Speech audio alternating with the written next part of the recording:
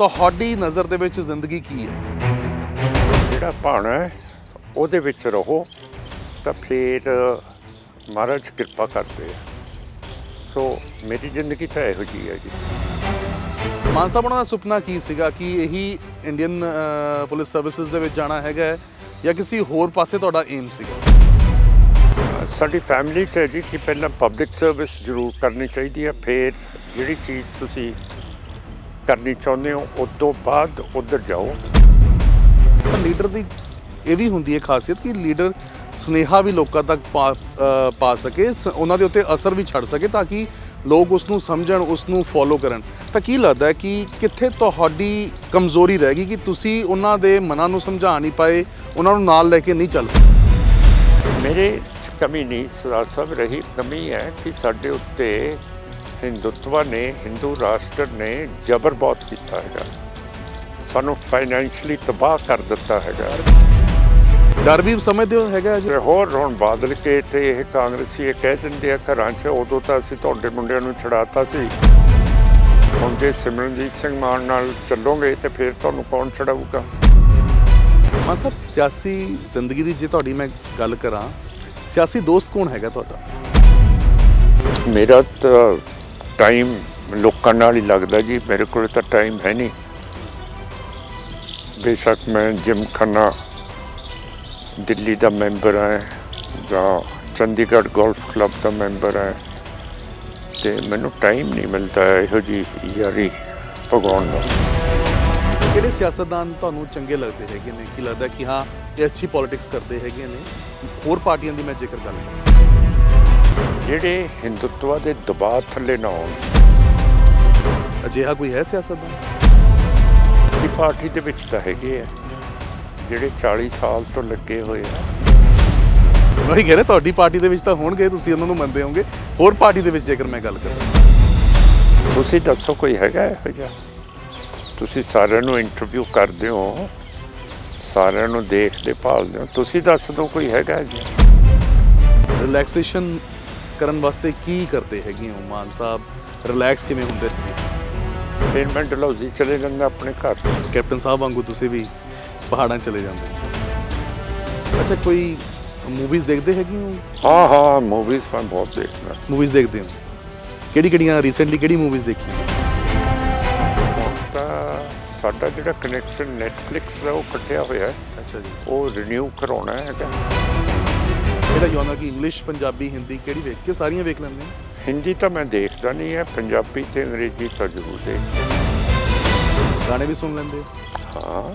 ਕਿਹੜੇ ਅੱਜ ਦੇ ਟਾਈਮ ਦੇ ਵਿੱਚ ਕਿਹੜੇ ਨੌਜਵਾਨ ਤੁਹਾਨੂੰ ਚੰਗੇ ਲੱਗਦੇ ਨੇ? ਜਿਹੜਾ ਬਗਾਵਤ ਦਾ ਮੇਰੇ ਤੇ ਇੱਕ ਚਾਰਜ ਲੱਗਿਆ ਸੀ ਕਿ ਮੈਂ ਵੈਸਟਰਨ ਕਲਾਸੀਕਲ ਮਿਊਜ਼ਿਕ ਦੀਆਂ ਕਲਾਸਿਸ ਅਟੈਂਡ ਕਰਦਾ ਸੀ ਬੰਬੇ। ਅੱਛਾ, ਕਰਦੇ ਸੀ ਤੁਸੀਂ? ਤੇ ਹੋਰ ਫਿਰ ਓਕੇ, ਹਾਂ। ਤਾਂ ਵੈਸਟਰਨ ਕਲਾਸੀਕਲ ਤੁਹਾਨੂੰ ਚਲੋ ਚੰਗਾ ਲੱਗਦਾ ਹੋਏ, ਪਰ ਮੈਂ ਤੁਹਾਨੂੰ ਦੱਸਦਾ ਇੱਥੋਂ ਨੀਚ ਤੱਕ ਇਹ ਹਿੰਦੂਤਵਾ ਗਈ ਹੈ ਕਿ ਜੇ ਮੈਂ ਕਲਾਸੀਕਲ ਲੈਂਗੁਏਜ ਦੀਆਂ ਮਿਊਜ਼ਿਕ ਦੀਆਂ ਕਲਾਸਿਸ ਜਾਂਦਾ ਸੀ ਤੇ ਉਹ ਵੀ ਸੈਡੀਸ਼ਨ ਬਗਾਵਤ ਲਾਈ ਹੈ ਮੇਰੇ ਤੇ। ਇਹਦੇ ਵਿੱਚ ਇੱਕ ਤੁਹਾਡੀ ਵੀਡੀਓ ਬੜੀ ਵਾਇਰਲ ਹੋਈ ਸੀਗੀ, ਰਣਜੀਤ ਬਾਵਾ ਤੁਹਾਨੂੰ ਮਿਲਦੇ ਹੈਗੇ ਨੇ, ਕਹਿੰਦੇ ਕਿ ਮੇਰੀ ਜ਼ਿੰਦਗੀ ਸਫਲ ਹੋ ਗਈ ਤੁਹਾਡੇ ਨਾਲ ਮੁਲਾਕਾਤ ਕਰ ਲਈ। ਕਿਹੜੇ ਸਿੰਗਰ ਤੁਹਾਨੂੰ ਆ ਕੇ ਪਰਸਨਲੀ ਮਿਲ ਕੇ ਜਾਂਦੇ? ਐਤਕੀ ਤਾਂ ਜੀ ਬਹਾਰ ਲਾਤੀ, ਸਾਰੇ ਇਹ ਜਿੰਨੇ ਵੀ ਸਾਡੇ ਪੰਜਾਬ ਦੇ ਪੰਜਾਬੀ ਦੇ ਐਂਟਰਟੇਨਰਸ ਨੇ ਸਾਰੇ ਆਏ ਉੱਥੇ। ਹੁਣ ਅਮਿਤ ਸ਼ਾਹ ਜੀ ਉਹ ਬੀਬੀ ਨੂੰ ਬਹੁਤ ਪਸੰਦ ਕਰਦੇ ਹੈ, ਉਹ ਜਿਹੜੀ ਕੰਗਨਾ ਰਣੌਤ। ਹਾਂ ਕੰਗਨਾ ਰਣੌਤ। ਹਾਂ ਫਿਰ ਪੋਲੀਟੀਸ਼ੀਅਨਸ ਵੀ ਪਸੰਦ ਕਰਦੇ ਹੈ ਐਂਟਰਟੇਨਰਸ ਨੂੰ, ਕਿਉਂ ਨਹੀਂ? ਮਾਨ ਸਾਹਿਬ ਦਾ ਕੌਣ ਪਸੰਦ ਹੈ? ਮੈਂ ਉਹੀ ਜਾਣਨਾ ਚਾਹੁੰਦਾ, ਤੁਹਾਡਾ ਕੋਈ ਹੈ ਕੋਈ ਇਹੋ ਜਿਹਾ ਜਿਹਦੇ ਗੀਤ ਤੁਸੀਂ ਬਹੁਤ ਸੁਣਦੇ ਹੋ? ਹਾਂ, ਇਹਨਾਂ ਦੇ ਨਾਲ ਸੁਣੇ ਨੇ। ਇੱਕ ਪਾਕਿਸਤਾਨੀ ਸਿੰਗਰ ਹੈ ਜਿਹਨੂੰ ਮੈਂ ਬਹੁਤ ਪਸੰਦ ਕਰਦਾ। ਮਹਾਰਾਜਾ ਸਾਹਿਬ ਨਾਲ ਤੁਹਾਡੀ ਬਹੁਤ ਵੈਸੇ ਨੇੜਤਾ ਰਹੀ ਹੈਗੀ ਹੈ, ਬਤੌਰ ਸਿਆਸਤਦਾਨ ਮਹਾਰਾਜਾ ਸਾਹਿਬ ਨੂੰ ਕਿਵੇਂ ਵੇਖਦੇ ਹੈਗੇ ਹੋ? ਤੁਹਾਡੇ ਤਾਂ ਰਿਸ਼ਤੇਦਾਰੀ ਪੈਂਦੀ ਹੈ, ਆਈ ਥਿੰਕ ਤੁਹਾਡੇ ਵਾਈਫ ਤੇ ਕੈਪਟਨ ਉਹਨਾਂ ਦੇ ਵਾਈਫ ਜਿਹੜੇ ਨੇ ਉਹ ਸਿਸਟਰਸ ਨੇ ਆਪਸ? ਹਾਂ ਬਹੁਤ ਵਧੀਆ ਬੰਦੇ ਹੈ ਜੀ ਇਹ, ਆਪਾਂ ਮਾੜਾ ਕਿਉਂ ਕਹੀਏ ਉਹਨਾਂ ਨੂੰ। ਸ਼੍ਰੋਮਣੀ ਅਕਾਲੀ ਦਲ ਅੰਮ੍ਰਿਤਸਰ ਵੀ ਇਕੱਠੇ ਹੀ ਬਣਾਈ ਸੀ, ਉਦੋਂ ਚੋਣ ਵੀ ਲੜੇ ਸੀਗੇ। ਬਰਨਾਲਾ ਸਾਹਿਬ ਵੀ ਸੀਗੇ।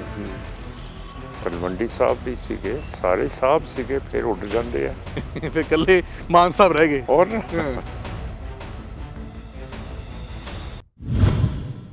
ਪ੍ਰੋ ਪੰਜਾਬ ਟੀਵੀ ਤੇ ਤੁਹਾਡਾ ਸਵਾਗਤ ਹੈ। ਮੈਂ ਹਾਂ ਗਗਨਦੀਪ ਸਿੰਘ। ਕਹਿੰਦੇ ਨੇ ਜੇ ਜ਼ਿੰਦਗੀ ਸਮਝਣੀ ਹੈ ਤਾਂ ਪਿੱਛੇ ਦੇਖੋ, ਤੇ ਜੇ ਜ਼ਿੰਦਗੀ ਜਿਉਣੀ ਹੈ ਤਾਂ ਅੱਗੇ ਦੇਖੋ। ਤਾਂ ਅੱਜ ਜ਼ਿੰਦਗੀ ਦੀ ਹੀ ਕੁਝ ਗੱਲਾਂ ਕਰਨ ਦੇ ਲਈ ਅਸੀਂ ਫਤਿਹਗੜ੍ਹ ਸਾਹਿਬ ਦੀ ਧਰਤੀ ਦੇ ਉੱਤੇ ਪਹੁੰਚੇ ਹਾਂ ਔਰ ਗੱਲਬਾਤ ਕਰਾਂਗੇ ਸਿਮਰਨਜੀਤ ਸਿੰਘ ਮਾਨ ਉਹਨਾਂ ਦੇ ਨਾਲ, ਜਿਨ੍ਹਾਂ ਦੀ ਜ਼ਿੰਦਗੀ ਦੇ ਵਿੱਚ ਵੀ ਬਹੁਤ ਸਾਰੇ ਤਜਰਬੇ ਰਹੇ ਨੇ, ਬਹੁਤ ਸਾਰੇ ਉਤਾਰ ਚੜ੍ਹਾਅ ਰਹੇ ਨੇ, ਜਿਨ੍ਹਾਂ ਨੇ ਜ਼ਿੰਦਗੀ ਨੂੰ ਬਹੁਤ ਕਰੀਬੀਓਂ ਦੇਖਿਆ ਹੈ, ਜ਼ਿੰਦਗੀ ਨੂੰ ਉਹਨਾਂ ਨੇ ਬਹੁਤ ਵੱਖਰੇ ਤਰੀਕੇ ਨਾਲ ਜੀਆ। ਸਵਾਗਤ ਕਰਦੇ ਹਾਂ ਮਾਨ ਸਾਹਿਬ ਉਹਨਾਂ ਦਾ। ਮਾਨ ਸਾਹਿਬ ਸਤਿ ਸ਼੍ਰੀ ਅਕਾਲ, ਤੁਹਾਡਾ ਬਹੁਤ ਬਹੁਤ ਸਵਾਗਤ। ਵਾਹਿਗੁਰੂ ਜੀ ਕਾ ਖਾਲਸਾ, ਵਾਹਿਗੁਰੂ ਜੀ ਕੀ ਫਤਿਹ। ਬਹੁਤ ਤੁਹਾਡੀ ਮਿਹਰ ਹੈ ਜੀ, ਜਿਹੜਾ ਤੁਸੀਂ ਇੰਨੀ ਦੂਰ ਆਏ ਹੋ ਮੇਰੇ ਘਰ। Thank you.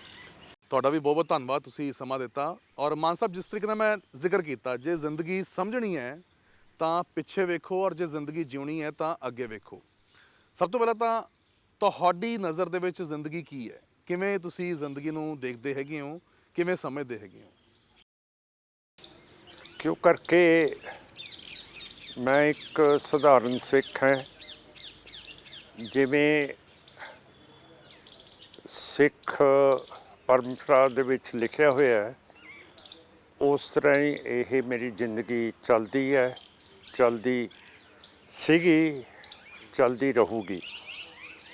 ਕੋਈ ਮੇਰਾ ਖਾਸ ਇਹਦੇ ਵਿੱਚ ਕੰਟਰੀਬਿਊਸ਼ਨ ਨਹੀਂ ਹੈ ਕਿ ਜਿਵੇਂ ਮਹਾਰਾਜ ਦਾ ਹੁਕਮ ਹੁੰਦਾ ਹੈ ਉਹਦੇ ਮੁਤਾਬਕ ਮੈਂ ਚੱਲਦਾ। ਜਦੋਂ ਮੈਂ ਰਿਜ਼ਾਈਨ ਕੀਤਾ ਉਸ ਵੇਲੇ ਵੀ ਮੈਂ ਮਹਾਰਾਜ ਦਾ ਹੁਕਮ ਲਿਆ ਸੀਗਾ। ਉਸ ਤੋਂ ਬਾਅਦ ਮੈਨੂੰ ਯਕੀਨ ਹੋ ਗਿਆ ਕਿ ਮੈਂ ਠੀਕ ਰਸਤੇ 'ਤੇ ਹਾਂ ਅਤੇ ਮੈਂ ਠੀਕ ਕੰਮ ਕੀਤਾ ਹੈਗਾ। ਸੋ ਮਹਾਰਾਜ ਦੇ ਹੁਕਮ ਦੇ ਵਿੱਚ ਰਹਿ ਕੇ ਜ਼ਿੰਦਗੀ ਦੇ ਵਿੱਚ ਕੋਈ ਉਤਰਾਅ ਚੜ੍ਹਾਅ ਆਉਣ, ਉਹ ਫਿਰ ਨਿਕਲ ਜਾਂਦੀ ਹੈ, ਕਿਉਂ ਕਰਕੇ ਤੁਸੀਂ ਮਹਾਰਾਜ ਦਾ ਭਾਣਾ ਮੰਨਦੇ ਹੋ। ਇੱਕ ਦਿਨ ਬੜਾ ਮੀਂਹ ਪੈ ਰਿਹਾ ਸੀਗਾ ਅਤੇ ਮੈਂ ਅਸਮਾਨ ਵੱਲ ਦੇਖ ਕੇ ਵਾਹਿਗੁਰੂ ਦਾ ਨਾਮ ਲੈਣ ਲੱਗ ਪਿਆ। ਮੇਰੇ ਬੀਬੀ ਜੀ ਨੇ ਦੇਖਿਆ ਕਿ ਮੈਂ ਕੀ ਕਰ ਰਿਹਾ। ਮੈਂ ਕਿਹਾ, ਬੀਬੀ ਜੀ ਅੱਜ ਮੀਂਹ ਨਾ ਪਏ ਤਾਂ ਬਹੁਤ ਚੰਗਾ, ਸਾਡਾ ਕ੍ਰਿਕਟ ਦਾ ਮੈਚ ਹੈ ਅਤੇ ਮੈਂ ਮਹਾਰਾਜ ਨੂੰ ਕਹਿ ਰਿਹਾ ਕਿ ਮੀਂਹ ਨਾ ਪਾਉਣ। ਅਤੇ ਉਹਨਾਂ ਨੇ ਕਿਹਾ ਕਿ ਸਿਮਰਨ, ਮਹਾਰਾਜ ਦੇ ਭਾਣੇ 'ਚ ਰਹੀਦਾ, ਜਿਹੜਾ ਭਾਣਾ ਹੈ ਉਹਦੇ ਵਿੱਚ ਰਹੋ ਤਾਂ ਫਿਰ ਮਹਾਰਾਜ ਕਿਰਪਾ ਕਰਦੇ ਆ। ਸੋ ਮੇਰੀ ਜ਼ਿੰਦਗੀ ਤਾਂ ਇਹੋ ਜਿਹੀ ਹੈ ਜੀ। ਮੈਂ ਤੁਹਾਡੀ ਜ਼ਿੰਦਗੀ ਦੇ ਸ਼ੁਰੂਆਤੀ ਦਿਨਾਂ ਦੇ ਵਿੱਚ ਜਾਣਾ ਚਾਹੁੰਦਾ ਹੈਗਾ। ਸਿਮਰਨਜੀਤ ਸਿੰਘ ਮਾਨ ਉਹਨਾਂ ਦਾ ਜਨਮ ਸ਼ਿਮਲੇ ਦੇ ਵਿੱਚ ਹੁੰਦਾ ਹੈਗਾ, ਤੁਹਾਡੀ ਅਪਬ੍ਰਿੰਗਿੰਗ ਉੱਥੋਂ ਦੀ ਸੀਗੀ। ਕਿਵੇਂ ਸਟੱਡੀਜ਼ ਕਿੱਥੋਂ ਕੀਤੀਆਂ ਅਤੇ ਅੱਗੇ ਫਿਰ ਕਿਵੇਂ ਲਾਈਫ ਵਧੀ? IPS ਆਫਿਸਰ ਤੁਸੀਂ ਬਤੌਰ ਆਪਣੀ ਨੌਕਰੀ ਛੱਡੀ। ਥੋੜ੍ਹਾ ਬਚਪਨ ਦੀ ਜ਼ਿੰਦਗੀ ਬਾਰੇ ਮੈਨੂੰ ਜ਼ਰੂਰ ਤੁਸੀਂ ਦੱਸੋ ਕਿ ਬਚਪਨ ਦੀ ਜ਼ਿੰਦਗੀ ਕਿਵੇਂ ਦੀ ਰਹੀ ਤੁਹਾਡੀ? ਮੈਂ ਸ਼ਿਮਲੇ ਹੀ ਪੜ੍ਹਿਆ ਸੀ ਜੀ, ਵਿਸ਼ਵ ਕੌਤਨ ਸਕੂਲ 'ਚ। ਫਿਰ ਮੈਂ ਗਵਰਨਮੈਂਟ ਕਾਲਜ ਫਾਰ ਮੈਨ ਚੰਡੀਗੜ੍ਹ ਪੜ੍ਹਿਆ ਅਤੇ ਉਸ ਤੋਂ ਬਾਅਦ ਫਿਰ ਮੈਂ UPSC ਦੇ ਇਮਤਿਹਾਨ ਦੇਤਾ ਸੀਗਾ। ਮੈਂ ਤਿੰਨਾਂ ਚੀਜ਼ਾਂ 'ਚ ਪਾਸ ਹੋ ਗਿਆ ਸੀਗਾ, IPS, IAS, IFS ਦੇ ਵਿੱਚ। ਪਰ IAS ਦੇ ਵਿੱਚ ਮੇਰੀ ਇੰਟਰਵਿਊ 'ਚ ਨੰਬਰ ਬਹੁਤ ਥੋੜ੍ਹੇ ਦਿੱਤੇ ਸੀਗੇ, ਜਦ ਕਿ ਫੋਰਨ ਸਰਵਿਸ ਦੇ ਲਈ 80% ਦੇਤੇ ਅਤੇ ਇਹ ਪੁਲਿਸ ਦੇ ਲਈ 70% ਦੇਤੇ, ਜਿਹਦਾ ਮਤਲਬ ਸੀਗਾ ਕਿ ਜਿਹੜੀ ਅੱਜ ਦੀ ਤਾਕਤ ਹੈ ਮੈਨੂੰ IAS 'ਚ ਨਹੀਂ ਸੀ ਹੋਣ ਦੇਣਾ ਚਾਹੁੰਦੀ ਅਤੇ IFS 'ਚ ਮੈਂ ਜਾ ਨਹੀਂ ਸੀ ਸਕਦਾ, ਕਿਉਂ ਕਰਕੇ ਰਿਟਨ ਐਗਜ਼ਾਮ ਦੇ ਵਿੱਚ ਮੇਰੇ IFS ਜਾਣ ਦੇ ਲਈ ਥੋੜ੍ਹੇ ਸੀਗੇ। ਸੋ ਮੈਂ ਚੌਥੇ ਨੰਬਰ 'ਤੇ ਆਇਆ ਸੀ IPS ਸਾਰੇ ਇੰਡੀਆ ਦੇ ਵਿੱਚ। ਫਿਰ ਮੈਨੂੰ ਆਪਣਾ ਕਾਡਰ ਮਿਲ ਗਿਆ ਸੀ ਪੰਜਾਬ, ਅਤੇ ਫਿਰ ਮੈਂ ਇੱਥੇ ਆ ਕੇ ਨੌਕਰੀ ਕੀਤੀ ਹੈ। ਸੁਪਨਾ ਇਹੀ ਸੀਗਾ ਮਾਨ ਸਾਹਿਬ ਕਿ IPS, IAS ਜਾਂ IFS ਵਾਲੇ ਪਾਸੇ ਜਾਣਾ ਹੈਗਾ? ਜਦੋਂ ਨੌਜਵਾਨ ਹੁੰਦਾ ਹੈ ਬੰਦਾ, ਨੌਜਵਾਨੀ ਦੇ ਵਿੱਚ ਹੁੰਦਾ ਤਾਂ ਬਹੁਤ ਸਾਰੇ ਸੁਪਨੇ ਹੁੰਦੇ ਨੇ। ਮਾਨ ਸਾਹਿਬ ਉਹਨਾਂ ਦਾ ਸੁਪਨਾ ਕੀ ਸੀਗਾ ਕਿ ਇਹੀ ਇੰਡੀਅਨ ਪੁਲਿਸ ਸਰਵਿਸਿਜ਼ ਦੇ ਵਿੱਚ ਜਾਣਾ ਹੈਗਾ ਜਾਂ ਕਿਸੇ ਹੋਰ ਪਾਸੇ ਤੁਹਾਡਾ ਏਮ ਸੀਗਾ? ਸਾਡੀ ਫੈਮਿਲੀ 'ਚ ਹੈ ਜੀ ਕਿ ਪਹਿਲਾਂ ਪਬਲਿਕ ਸਰਵਿਸ ਜ਼ਰੂਰ ਕਰਨੀ ਚਾਹੀਦੀ ਹੈ, ਫਿਰ ਜਿਹੜੀ ਚੀਜ਼ ਤੁਸੀਂ ਕਰਨੀ ਚਾਹੁੰਦੇ ਹੋ ਉਸ ਤੋਂ ਬਾਅਦ ਉੱਧਰ ਜਾਓ, ਪਰ ਪਬਲਿਕ ਸਰਵਿਸ ਜ਼ਰੂਰ ਕਰਨੀ ਪੈਂਦੀ ਹੈ। ਮੇਰੇ ਐਲਡਰ ਬ੍ਰਦਰ ਆਕਸਫੋਰਡ ਯੂਨੀਵਰਸਿਟੀ 'ਚ ਪੜ੍ਹੇ ਸੀਗੇ, ਭੁੱਟੋ ਸਾਹਿਬ ਉਹਨਾਂ ਦੇ ਕਲਾਸ ਫੈਲੋ ਸੀਗੇ, ਉਹ ਵੀ revenue government of India income tax ਦੇ ਵਿੱਚ ਗਏ ਸੀਗੇ। ਅਤੇ ਮੇਰਾ ਕਹਿਣ ਦਾ ਮਤਲਬ ਹੈ, ਮੇਰੇ ਫਾਦਰ ਲੈਫਟੀਨੈਂਟ ਕਰਨਲ ਰਹੇ ਹੈ, ਮੇਰੇ ਫਾਦਰ ਫਸਟ ਕਲਾਸ ਮੈਜਿਸਟ੍ਰੇਟ ਰਹੇ ਹੈ, ਸੋ ਉਹਨਾਂ ਨੇ ਵੀ ਪਬਲਿਕ ਸਰਵਿਸ ਬਹੁਤ ਕੀਤੀ ਹੈ ਅਤੇ ਪੋਲੀਟਿਕਸ ਦੇ ਵਿੱਚ ਵੀ ਰਹੇ ਹੈ। ਬਿਲਕੁਲ। ਇੱਕ ਬਹੁਤ ਐਲੀਟ ਪਰਿਵਾਰ ਦੇ ਵਿੱਚੋਂ ਤੁਸੀਂ ਸੀਗੇ, ਐਲੀਟ ਤਾਣਾ ਬਾਣਾ ਹੋਣਾ ਸੀਗਾ ਤੁਹਾਡਾ, ਫਿਰ ਇੱਕੋਦਮ ਇਹ ਕਿਵੇਂ ਇੰਨਾ ਚੇਂਜ ਆ ਜਾਂਦਾ ਕਿ ਸਿਮਰਨਜੀਤ ਸਿੰਘ ਮਾਨ ਹੋਣੀ ਇਹ ਸੋਚ ਲੈਂਦੇ ਨੇ ਕਿ ਸਰਵਿਸਿਜ਼ ਤੋਂ ਜਿਹੜਾ ਹੈ ਉਹ ਰਿਜ਼ਾਈਨ ਦੇਣਾ, ਕਿਉਂਕਿ ਬਲੂ ਸਟਾਰ ਆਪਰੇਸ਼ਨ ਜਦੋਂ ਹੁੰਦਾ ਤਾਂ ਉਹਨੇ ਤੁਹਾਡੇ ਉੱਤੇ ਅਸਰ ਪਾਇਆ। ਤਾਂ ਫਿਰ ਉਸ ਤੋਂ ਬਾਅਦ ਜ਼ਿੰਦਗੀ ਮਾਨ ਸਾਹਿਬ ਕਿੰਨੀ ਕੁ ਤਬਦੀਲ ਹੋਈ, ਕਿਉਂਕਿ ਇੱਕ ਪਾਸੇ IPS ਆਫਿਸਰ ਜਿਹਦੇ ਅੰਡਰ ਸਾਰੀ ਪੁਲਿਸ ਹੁੰਦੀ ਹੈਗੀ, ਇੱਕ ਆਰਡਰ ਜਿਵੇਂ ਤੁਹਾਡਾ ਪੰਜਾਬ ਵੀ ਰਿਹਾ ਹੈ, ਤੁਸੀਂ ਬੰਬੇ ਵੀ ਜਾ ਕੇ ਆਏ ਹੋ, ਤਾਂ ਕਿਵੇਂ ਉਸ ਪੂਰੀ ਐਸ਼ੋ ਆਰਾਮ ਦੀ ਜ਼ਿੰਦਗੀ ਤੋਂ ਇੱਕੋਦਮ ਜੇਲ੍ਹਾਂ ਦਾ ਸਫ਼ਰ, ਉਹ ਚੀਜ਼ ਕਿੰਨੀ ਕੁ ਔਖੀ ਸੀਗੀ, ਕਿੰਨਾ ਕੁ ਤਸ਼ੱਦਦ ਤੁਹਾਨੂੰ ਉਸ ਟਾਈਮ ਸਹਿਣਾ ਪਿਆ? ਮਹਾਰਾਜ ਦੇ ਭਾਣੇ 'ਚ ਰਹਿ ਕੇ ਜੀ ਸਾਰਾ ਕੁਛ ਗੁਜ਼ਰ ਗਿਆ। ਜੇਲਾਂ ਵੀ ਕੱਟ ਲਈਆਂ, ਤਸੀਹੇ ਵੀ ਝੱਲ ਲਏ, ਸਾਰਾ ਕੁਛ ਝੱਲਿਆ ਹੋਇਆ ਇਹ। ਅਤੇ ਜੇ ਮਹਾਰਾਜ ਅਤੇ ਸਿੱਖ ਕੌਮ ਨੇ ਸਾਨੂੰ ਇੰਨਾ ਕੁਛ ਦਿੱਤਾ ਹੈ, ਇੰਨੀ ਜਾਇਦਾਦ ਦਿੱਤੀ ਹੈ, ਅਤੇ ਫਿਰ ਸਿੱਖ ਕੌਮ ਨੂੰ ਇੱਕ ਵੇਲਾ ਹੁੰਦਾ ਹੈ, ਉਸ ਨੂੰ ਵਾਪਸ ਵੀ ਕਰਨਾ ਪੈਂਦਾ ਹੈ। ਅਤੇ ਫਿਰ ਮੈਂ ਸੋਚਿਆ ਕਿ ਹੁਣ ਟਾਈਮ ਹੈ ਕਿ ਜੋ ਕੁਛ ਮਹਾਰਾਜ ਸੱਚੇ ਪਾਤਸ਼ਾਹ ਨੇ ਸਾਨੂੰ ਦਿੱਤਾ ਹੈ, ਹੁਣ ਇਹ ਵਾਪਸ ਦਈਏ, ਕਿਉਂ ਕਰਕੇ ਦਿੱਤਾ ਸਾਨੂੰ ਬਹੁਤ ਕੁਛ ਹੈ। ਔਰ ਪਰਿਵਾਰ ਦਾ ਕੀ ਟੇਕ ਸੀਗਾ ਜਦੋਂ ਇਹ ਸਟੈਪ ਉਦੋਂ ਚੱਕਿਆ ਗਿਆ ਸੀ ਤੁਹਾਡੇ ਵੱਲੋਂ? ਪਰਿਵਾਰ ਦਾ ਕੀ ਕਹਿਣਾ ਸੀਗਾ? ਕਿਉਂਕਿ ਘਰ ਦੇ ਹਮੇਸ਼ਾ ਕਹਿੰਦੇ ਨੇ ਕਿ ਬੱਚੇ ਸੈਟਲ ਰਹਿਣ, ਵਧੀਆ ਪ੍ਰੋਫੈਸ਼ਨ ਦੇ ਵਿੱਚ ਜਦੋਂ ਸੈੱਟ ਹੋ ਜਾਂਦੇ ਨੇ ਤਾਂ ਘਰ ਦੇ ਜ਼ਰੂਰ ਇਹ ਸੋਚਦੇ ਹੁੰਦੇ ਨੇ ਕਿ ਬੱਚਾ ਇਸ ਰਾਹ ਦੇ ਉੱਤੇ ਨਾ ਜਾਵੇ। ਤਾਂ ਤੁਹਾਡਾ ਜਦੋਂ ਇਹ ਮੋੜ ਆਉਂਦਾ ਹੈਗਾ ਤਾਂ ਪਰਿਵਾਰ ਦਾ ਉਦੋਂ ਕੀ ਰੁਖ ਸੀਗਾ? ਪਰਿਵਾਰ ਨੂੰ ਬਹੁਤ ਮੁਸ਼ਕਲਾਤਾਂ ਝੱਲਣੀਆਂ ਪਈਆਂ, ਪਰ ਜਦੋਂ ਮੈਂ ਤੁਹਾਨੂੰ ਕਿਹਾ ਕਿ ਮੈਂ ਮਹਾਰਾਜ ਦਾ ਹੁਕਮ ਲਿਆ ਸੀਗਾ ਅਤੇ ਉਸ ਤੋਂ ਬਾਅਦ ਮੈਂ ਅਸਤੀਫਾ ਦੇ ਦਿੱਤਾ ਸੀਗਾ 10 ਦਿਨ ਬਾਅਦ 6 ਜੂਨ ਤੋਂ, ਅਤੇ ਪਰਿਵਾਰ ਦੇ ਉੱਤੇ ਤਾਂ ਬਹੁਤ ਜ਼ਿਆਦਾ ਜ਼ਬਰ ਹੋਇਆ, ਸਾਰਾ ਕੁਛ। ਹੁਣ 5 ਸਾਲ ਮੈਂ ਆਪਣੇ ਬੱਚਿਆਂ ਨੂੰ, ਆਪਣੇ ਘਰ ਵਾਲਿਆਂ ਨੂੰ, ਆਪਣੇ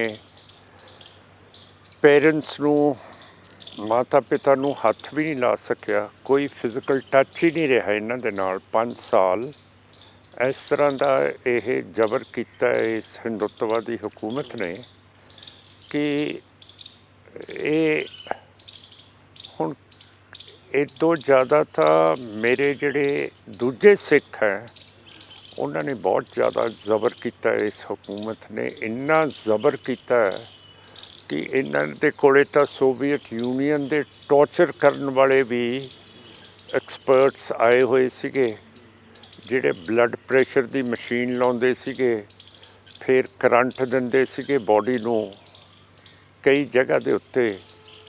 ਫਿਰ ਜਦੋਂ ਬਲੱਡ ਪ੍ਰੈਸ਼ਰ ਚੜ੍ਹ ਜਾਂਦਾ ਸੀਗਾ ਫਿਰ ਉਹ ਮਸ਼ੀਨਾਂ ਨੂੰ ਬੰਦ ਕਰ ਦਿੰਦੇ ਸੀਗੇ। ਬੜੇ ਟੈਕਨੀਕਲੀ ਇਹ ਇੰਡੀਆ ਨੇ ਜਿਹੜਾ ਇਹਦਾ ਰੂਸ ਦੇ ਨਾਲ ਸਮਝੌਤਾ ਹੋਇਆ ਹੈ, ਉਹਦੇ ਵਿੱਚ ਫੌਜ ਵੀ ਇੰਡੀਆ ਦੇ ਵਿੱਚ ਬੁਲਾਈ ਗਈ ਬਲੂ ਸਟਾਰ ਦੇ ਲਈ। ਫਿਰ ਇਹਨਾਂ ਦੀ ਇੰਟੈਲੀਜੈਂਸ ਏਜੰਸੀ ਜਿਹੜੀ KGB ਸੀ, ਇੰਦਰਾ ਗਾਂਧੀ ਦੀ ਹਕੂਮਤ ਦੇ ਵਿੱਚ KGB ਦਾ ਜਿਹੜਾ ਚੀਫ ਦਿੱਲੀ ਸੀ ਜੀ, ਉਸ ਨੂੰ ਪਹਿਲਾਂ ਹੀ ਪਤਾ ਲੱਗ ਜਾਂਦਾ ਸੀ ਅੱਜ ਕੈਬਨਿਟ ਮੀਟਿੰਗ ਦੇ ਵਿੱਚ ਕੀ ਫੈਸਲੇ ਹੋਣੇ ਹੈ। ਵੱਡੇ ਵੱਡੇ ਕੈਬਨਿਟ ਮਿਨਿਸਟਰਸ ਆਉਂਦੇ ਸੀਗੇ, ਉਹ ਤਾਂ ਨਾਮ ਦੇ ਵਾਸਤੇ ਸੀਗੇ, ਉਹਨਾਂ ਦੇ ਹੱਥ ਦੇ ਵਿੱਚ ਤਾਂ ਕੁਛ ਹੈ ਨਹੀਂ ਸੀਗਾ, ਜਿੰਨੀਆਂ ਮਰਜ਼ੀ ਫੜੀਆਂ ਮਾਰ ਲੈਣ, ਕੁਛ ਕਰ ਲੈਣ। KGB ਅਤੇ ਸੋਵੀਅਤ ਰੂਸ ਨੂੰ ਪਹਿਲਾਂ ਹੀ ਪਤਾ ਸੀ ਅੱਜ ਕੀ ਫੈਸਲਾ ਹੋਣਾ ਕੈਬਨਿਟ ਦੇ ਵਿੱਚ। ਇੱਥੋਂ ਤੱਕ ਸਾਡਾ ਮੁਲਕ ਇਹ ਕਾਂਗਰਸ ਅਤੇ ਇੰਦਰਾ ਗਾਂਧੀ ਨੇ ਵੇਚਤਾ ਸੀਗਾ। ਅਤੇ ਹੁਣ ਵੀ ਮੋਦੀ ਵੀ ਤਾਂ ਹੁਣ ਜੰਗ ਇੱਕ ਬੇਹਥਿਆਰ ਮੁਲਕ ਦੇ ਉੱਤੇ, ਰਸ਼ੀਆ ਕਹਿੰਦਾ ਮੈਂ ਆਪਣਾ ਨਿਊਕਲੀਅਰ ਪਰਮਾਣੂ ਹਥਿਆਰ ਵਰਤਣੇ ਹੈ ਜੀ, ਅਤੇ ਅਜੇ ਵੀ ਰੂਸ ਦੇ ਨਾਲ ਲੱਗੇ ਹੋਏ ਹੈ। ਕਿ ਕਿਸੇ ਨਾ ਕਿਸੇ ਤਰ੍ਹਾਂ ਰੂਸ ਦੇ ਨਾਲ ਦੋਸਤੀ ਸਾਡੀ ਬਣੀ ਰਹੇ। ਮੇਰਾ ਕਹਿਣ ਦਾ ਮਤਲਬ ਹੈ ਕਿ ਜਿਹੜੇ ਸਾਡੇ ਹਿੰਦੂ ਵੀਰ ਨੇ, ਇਹਨਾਂ ਦਾ ਇਤਿਹਾਸ ਦੇ ਵਿੱਚ ਕਦੇ ਰਾਜ ਨਹੀਂ ਰਿਹਾ। ਇਹਨਾਂ ਨੇ ਜੇ ਰਾਜ ਪੂਰਾ ਕੀਤਾ ਉਹ ਯੋਧਿਆ ਦੇ ਵਿੱਚ ਸੁਣੀਦਾ, ਜਿੱਥੇ ਰਾਮਚੰਦਰ ਜੀ ਸੀਗੇ ਅਤੇ ਰਾਜਾ ਦਸ਼ਰਥ ਸੀ। ਇਸ ਤੋਂ ਬਾਅਦ ਇਹਨਾਂ ਨੇ ਰਾਜ ਨਹੀਂ ਕੀਤਾ ਹੈਗਾ। ਹੁਣ ਜਦੋਂ ਰੂਸ ਦੇ ਵਿੱਚ ਉਸ ਨੇ ਹਮਲਾ ਕਰਤਾ ਯੂਕਰੇਨ ਨੇ, ਅਤੇ ਚੀਨ ਉਹਨਾਂ ਦੇ ਨਾਲ ਹੈ, ਅਤੇ ਜਿਹੜਾ ਲੱਦਾਖ ਹੈ, ਫਿਰ ਨਾਰਥ ਈਸਟ ਫਰੰਟੀਅਰ ਏਜੰਸੀ ਹੈ, ਭੂਟਾਨ ਹੈ, ਸਿੱਕਮ ਹੈ, ਇਹ ਤਾਂ ਚੀਨ ਇੱਕਦਮ ਹੜੱਪ ਕਰ ਜੂਗੀ। ਕਿਉਂ ਕਰਕੇ ਚੀਨ ਨੂੰ ਇਹ ਰੋਕ ਨਹੀਂ ਸਕਦੇ, ਇਹਨਾਂ ਨੇ ਤਿਆਰੀ ਕਦੇ ਨਹੀਂ ਕੀਤੀ। ਅਤੇ 2020 ਦੇ ਵਿੱਚ ਸ਼ਰਮਨਾਕ ਲੋਕ 900 ਕਿਲੋਮੀਟਰ ਚੀਨ ਨੂੰ ਲੱਦਾਖ ਦੇ ਲੁਟਾਤੇ। 1962 ਦੇ ਵਿੱਚ 40,000 ਸਕੁਅਰ ਕਿਲੋਮੀਟਰ ਚੀਨ ਨੂੰ ਲੁਟਾਤੇ। ਹੁਣ ਮੈਨੂੰ ਦਰਦ ਕਾਹਦੀ ਹੈ? ਕਿਉਂ ਕਰਕੇ ਲਾਹੌਰ ਦਰਬਾਰ ਮਹਾਰਾਜਾ ਰਣਜੀਤ ਸਿੰਘ ਨੇ 1834 ਦੇ ਵਿੱਚ ਲੱਦਾਖ ਫਤਿਹ ਕਰਕੇ ਸਿੱਖ ਰਾਜ ਦਾ ਇੱਕ ਹਿੱਸਾ ਬਣਾ ਲਿਆ ਸੀਗਾ। ਸੋ ਬਤੌਰ ਸਿੱਖ ਹੋਣ ਦੇ ਨਾਤੇ ਮੈਨੂੰ ਪੀੜ ਹੈ, ਜੇ ਹੋਰ ਕੋਈ ਇਲਾਕਾ ਗੁਜਰਾਤ ਦਾ ਲੁਟਾ ਦੇਣ ਉਹਦੇ ਵਿੱਚ ਮੈਨੂੰ ਦੁੱਖ ਤਕਲੀਫ ਨਹੀਂ ਹੋਊਗਾ ਜੀ, ਪਰ ਇਹ ਸਾਡੇ ਇਲਾਕੇ ਆ ਫਤਿਹ ਕੀਤੇ ਹੋਏ, ਜਿਨ੍ਹਾਂ ਨੂੰ ਇਹ ਡਿਫੈਂਡ ਨਹੀਂ ਕਰ ਸਕਦੇ। ਮੈਂ ਉਹ ਤਸ਼ੱਦਦ ਦੀ ਜਿਵੇਂ ਗੱਲ ਕਰ ਰਿਹਾ ਸੀਗਾ, ਤਾਂ ਬਹੁਤ ਸਾਰੇ ਤਸ਼ੱਦਦ ਤੁਹਾਡੇ ਉੱਤੇ ਢਾਏ ਗਏ, ਪਰ ਫਿਰ ਵੀ ਇੰਸਪੀਰੇਸ਼ਨ ਕੀ ਚੀਜ਼ ਰਹੀ ਤੁਹਾਡੀ ਪੂਰੀ ਜ਼ਿੰਦਗੀ ਹੁਣ ਤੱਕ ਦੀ? ਮੈਂ ਜੇਕਰ ਗੱਲ ਕਰਾਂ ਤਾਂ ਸਿਮਰਨਜੀਤ ਸਿੰਘ ਮਾਨ ਉਹਨਾਂ ਦੀ ਇੰਸਪੀਰੇਸ਼ਨ ਕੀ ਹੈਗੀ ਹੈ? ਕਿਉਂਕਿ ਜਿਸ ਤਰੀਕੇ ਨਾਲ ਅਸੀਂ ਤੁਹਾਡਾ ਸਿਆਸੀ ਕਰੀਅਰ ਦੀ ਵੀ ਗੱਲ ਕਰਦੇ ਹੈਗੇ ਹਾਂ, ਜਿਵੇਂ ਬਹੁਤੀ ਵਾਰ ਤੁਸੀਂ ਜਿਵੇਂ ਹਲਕੇ ਬਦਲੇ ਆਪਣੇ, ਪਰ ਫਿਰ ਵੀ ਜਿੱਤ ਦਾ ਜਿਹੜਾ ਹੈ ਸਾਹਮਣਾ ਨਹੀਂ ਹੋਇਆ ਤੁਹਾਨੂੰ, ਤਾਂ ਇੰਸਪੀਰੇਸ਼ਨ ਇਹੋ ਜਿਹੀ ਕਿਹੜੀ ਰਹੀ ਤੁਹਾਡੇ ਅੰਦਰ ਕਿ ਫਿਰ ਵੀ ਹਰ ਵਾਰ ਤੁਸੀਂ ਤਕੜੇ ਹੋ ਕੇ ਹੀ ਮੈਦਾਨ ਦੇ ਵਿੱਚ ਉਤਰਦੇ ਹੋ ਔਰ ਇਹੀ ਕਹਿੰਦੇ ਹੋ ਕਿ ਇਸ ਵਾਰ ਜਿੱਤ ਜਿਹੜੀ ਹੈ ਉਹ ਸਾਡੀ ਜ਼ਰੂਰ ਹੋਵੇਗੀ? ਨਹੀਂ, ਮੈਂ ਹਲਕੇ ਨਹੀਂ ਬਦਲਦਾ ਕਿ ਮੈਨੂੰ ਜਿੱਤ ਉੱਥੇ ਹੋਊਗੀ। ਮੈਂ ਇਹ ਇੱਕ ਪ੍ਰੈਜ਼ੀਡੈਂਟ ਪਾਰਟੀ ਦਾ ਹੈਗਾ, ਮੈਂ ਇੱਕ ਹਲਕੇ ਨੂੰ ਨਰਸ ਨਹੀਂ ਕਰ ਸਕਦਾ ਜਿਵੇਂ ਕਰਨਾ ਚਾਹੀਦਾ।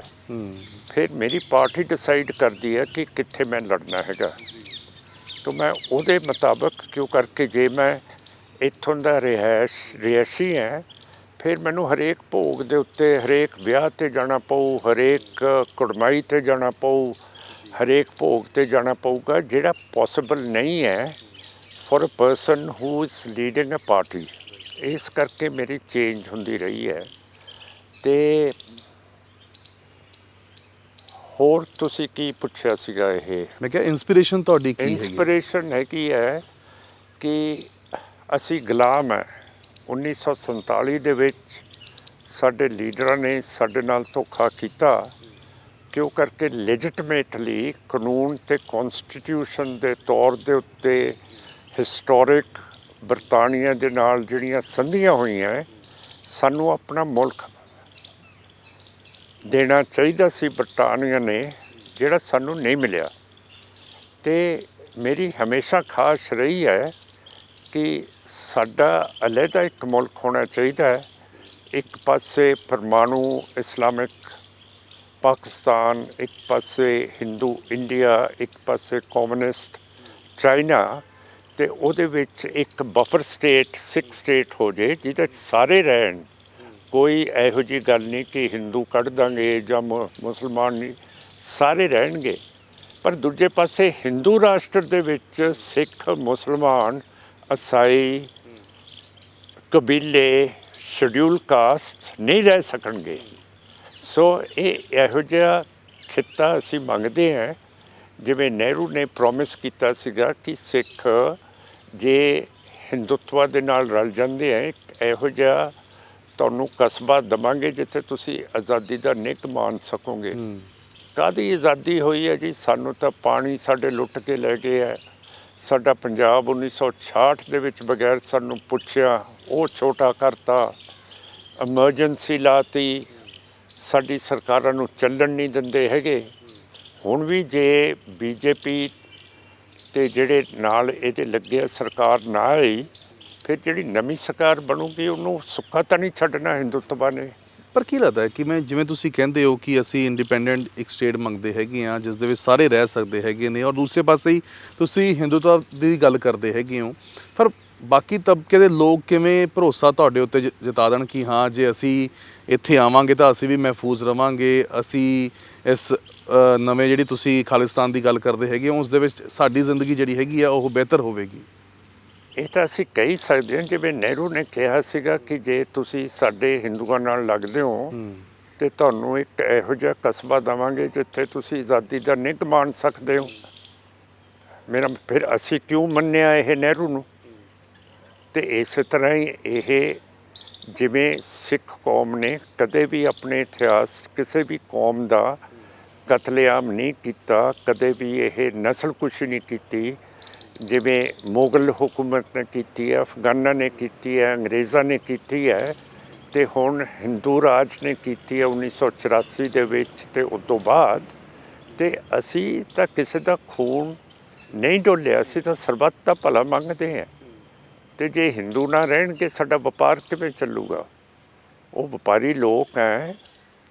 ਤੇ ਆਪਾਂ ਸਵਿਸ ਬੈਂਕਸ ਨੂੰ ਦੇਖਦੇ ਹੈਗੇ ਆ ਕਿ ਉੱਥੇ ਪੈਸਾ ਜਮ੍ਹਾਂ ਕਰ ਦਈਏ, ਜਦੋਂ ਤੁਹਾਡੇ ਘਰ ਦੇ ਵਿੱਚ ਹੀ ਸਵਿਸ ਬੈਂਕਸ ਹੋਣ ਜੀ ਤੇ ਬਾਹਰ ਦੇਖਣ ਦੀ ਕੀ ਲੋੜ ਹੈ? ਹਿੰਦੂਆਂ ਤੋਂ ਬਗੈਰ, ਮੁਸਲਮਾਨਾਂ ਤੋਂ ਬਗੈਰ ਕਿਵੇਂ ਇਹ ਦੇਸ਼ ਪੰਜਾਬ ਕਿਉਂ ਲੱਗ ਚੱਲੂਗਾ? ਗਿਆ? ਇਹ ਤਾਂ ਕਿਉਂ ਨਹੀਂ ਲੋਕਾਂ ਦੇ ਮਨਾਂ ਦੇ ਵਿੱਚ ਤੁਸੀਂ ਇਹ ਗੱਲ ਪਾ ਪਾਏ, ਜਾਂ ਤੁਹਾਡੀ ਜਿਵੇਂ ਵਰਡਿੰਗ ਹੈਗੀ ਹੈ ਕਿ ਕੌਮ ਹੀ ਮੈਨੂੰ ਵੋਟਾਂ ਨਹੀਂ ਪਾਉਂਦੀ ਹੈਗੀ, ਮੈਨੂੰ ਆਪਣੀ ਕੌਮ ਤੋਂ ਇਹੀ ਗਿਲਾ ਹੈਗਾ ਕਿ ਕੌਮ ਹੀ ਮੇਰੇ ਨਾਲ ਨਹੀਂ ਖੜਦੀ ਹੈਗੀ, ਤਾਂ ਮਾਨ ਸਾਹਿਬ ਕੀ ਲੱਗਦਾ ਕਿ ਕੌਮ ਹੀ ਕਿਉਂ ਫਿਰ ਸਾਥ ਨਹੀਂ ਦਿੰਦੀ ਹੈਗੀ? ਸਭ ਤੋਂ ਪਹਿਲਾਂ ਤਾਂ ਕੌਮ ਨੂੰ ਹੀ ਸਾਥ ਦੇਣਾ ਚਾਹੀਦਾ, ਤਾਂ ਉਹੀ ਕਿਉਂ ਨਾਲ ਨਹੀਂ ਖੜਦੀ ਹੈਗੀ? ਇਹ ਦੇਖੋ, ਇਹ ਸਵਾਲ ਬਹੁਤ ਜ਼ਿਆਦਾ ਤੁਸੀਂ ਜਿੰਨੇ ਵੀ ਜਰਨਲਿਸਟ ਤੋਂ ਮੈਨੂੰ ਪੁੱਛਦੇ ਹੋ, ਪਰ ਜਦੋਂ ਨਗਾਰ ਆਇਆ ਸੀਗਾ ਹਿੰਦੂਆਂ ਦੀ ਮੂਵਮੈਂਟ ਦੇ ਵਿੱਚ, ਗਾਂਧੀ ਇਹਨਾਂ ਦਾ ਲੀਡਰ ਸਬਰਮਤੀ ਆਸ਼ਰਮ 'ਚ ਜਾ ਕੇ 6 ਸਾਲ ਬੈਠਾ ਰਿਹਾ।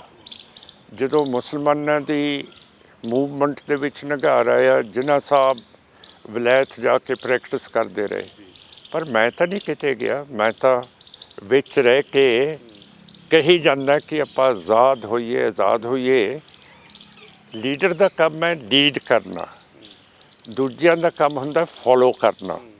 ਜੇ ਮੈਂ ਲੀਡਰ ਹਾਂ ਤੇ ਮੈਂ ਲੀਡ ਕਰ ਰਿਹਾ। ਪਰ ਲੀਡਰ ਦੀ ਇਹ ਵੀ ਹੁੰਦੀ ਹੈ ਖਾਸੀਅਤ ਕਿ ਲੀਡਰ ਸੁਨੇਹਾ ਵੀ ਲੋਕਾਂ ਤੱਕ ਪਾ ਸਕੇ, ਉਹਨਾਂ ਦੇ ਉੱਤੇ ਅਸਰ ਵੀ ਛੱਡ ਸਕੇ ਤਾਂ ਕਿ ਲੋਕ ਉਸ ਨੂੰ ਸਮਝਣ, ਉਸ ਨੂੰ ਫੋਲੋ ਕਰਨ। ਤਾਂ ਕੀ ਲੱਗਦਾ ਹੈ ਕਿ ਕਿੱਥੇ ਤੁਹਾਡੀ ਕਮਜ਼ੋਰੀ ਰਹਿ ਗਈ ਕਿ ਤੁਸੀਂ ਉਹਨਾਂ ਦੇ ਮਨਾਂ ਨੂੰ ਸਮਝਾ ਨਹੀਂ ਪਾਏ, ਉਹਨਾਂ ਨੂੰ ਨਾਲ ਲੈ ਕੇ ਨਹੀਂ ਚੱਲ ਪਾਏ? ਮੇਰੇ 'ਚ ਕਮੀ ਨਹੀਂ ਸਰਦਾਰ ਸਾਹਿਬ ਰਹੀ, ਕਮੀ ਹੈ ਕਿ ਸਾਡੇ ਉੱਤੇ ਹਿੰਦੁੱਤਵਾ ਨੇ, ਹਿੰਦੂ ਰਾਸ਼ਟਰ ਨੇ ਜ਼ਬਰ ਬਹੁਤ ਕੀਤਾ ਹੈਗਾ, ਸਾਨੂੰ ਫਾਈਨੈਂਸ਼ਲੀ ਤਬਾਹ ਕਰ ਦਿੱਤਾ ਹੈਗਾ। ਡਰ ਵੀ ਹੈਗਾ ਅਜੇ ਵੀ ਲੋਕਾਂ ਨੂੰ? ਹਾਂਜੀ, ਡਰ ਵੀ ਸਮਝਦੇ ਹੋ ਹੈਗਾ ਅਜੇ? ਹੋਰ ਹੁਣ ਬਾਦਲ ਕੇ ਤੇ ਇਹ ਕਾਂਗਰਸੀ ਇਹ ਕਹਿ ਦਿੰਦੇ ਆ ਘਰਾਂ 'ਚ, ਉਦੋਂ ਤਾਂ ਅਸੀਂ ਤੁਹਾਡੇ ਮੁੰਡਿਆਂ ਨੂੰ ਛਡਾਤਾ ਸੀ, ਹੁਣ ਜੇ ਸਿਮਰਨਜੀਤ ਸਿੰਘ ਮਾਨ ਨਾਲ ਚੱਲੋਗੇ ਤੇ ਫਿਰ ਤੁਹਾਨੂੰ ਕੌਣ ਛਡਾਊਗਾ?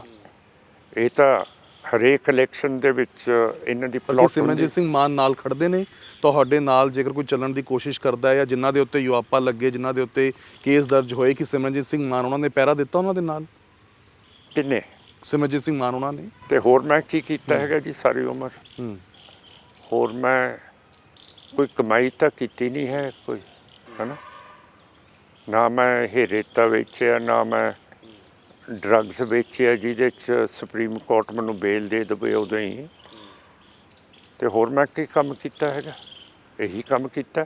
ਪਰ ਫਿਰ ਵੀ ਉਸ ਦੇ ਬਾਵਜੂਦ ਵੀ ਕਿਉਂ ਨਹੀਂ ਨੌਜਵਾਨ ਪੀੜ੍ਹੀ ਜਾਂ ਕਿਉਂ ਲੋਕ ਜਿਹੜੇ ਹੈਗੇ ਨੇ ਉਹ ਫਿਰ ਖੁੱਲ੍ਹ ਕੇ ਸਮਰਥਨ ਦਿੰਦੇ? ਕਿਉਂ ਅਜੇ ਵੀ ਝਿਜਕਦੇ ਨੇ? ਕਿਉਂ ਅਜੇ ਵੀ ਗੱਲ ਖਾਲਿਸਤਾਨ ਦੀ ਕਰਨ ਲੱਗੇ ਉਹ ਡਰਦੇ ਹੈਗੇ ਨੇ? ਸਰ ਸਾਹਿਬ ਜੀ, ਇੱਕ ਤੁਸੀਂ ਦੁਬਾਰਾ ਪੁੱਛਦੇ ਹੋ, ਤੁਸੀਂ ਜਰਨਲਿਸਟ ਹੋ, ਤੁਸੀਂ ਮੈਨੂੰ ਦੱਸੋ ਕਿ ਇੰਡੀਅਨ ਐਕਸਪ੍ਰੈਸ ਕਿਉਂ ਦਿਨ ਬ ਦਿਨ ਘਟਦੀ ਜਾਂਦੀ ਹੈ?